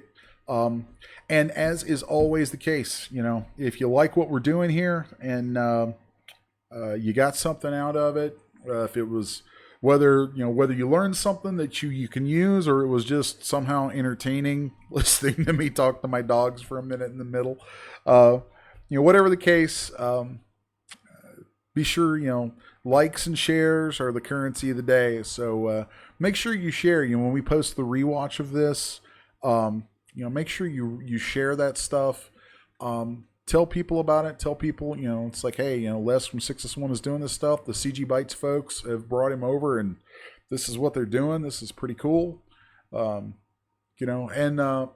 for those of you who aren't already bringing products to CGBytes, I encourage you, bring your products there.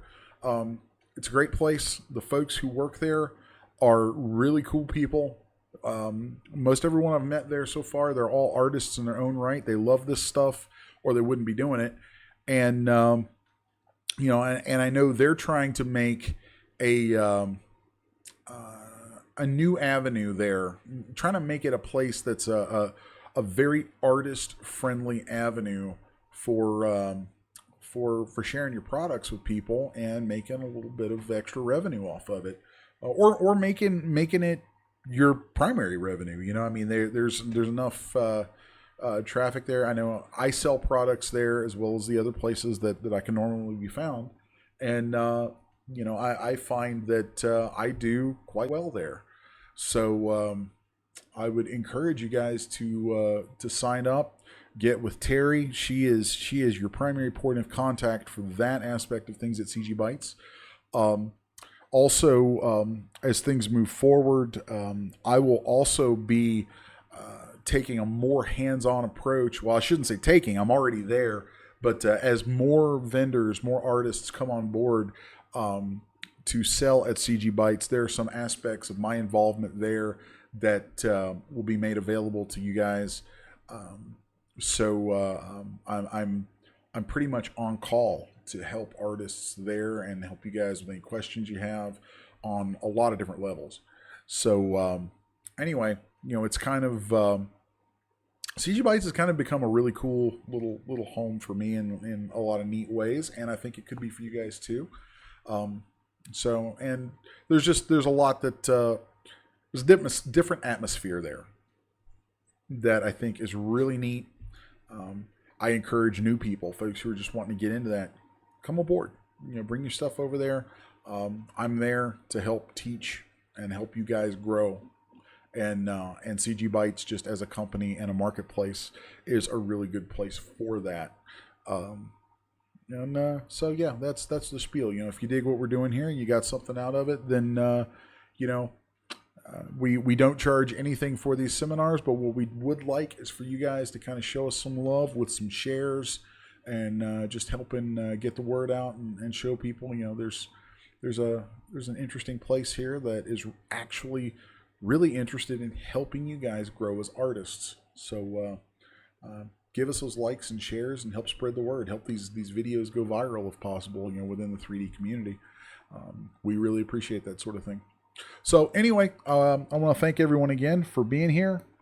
Let's see.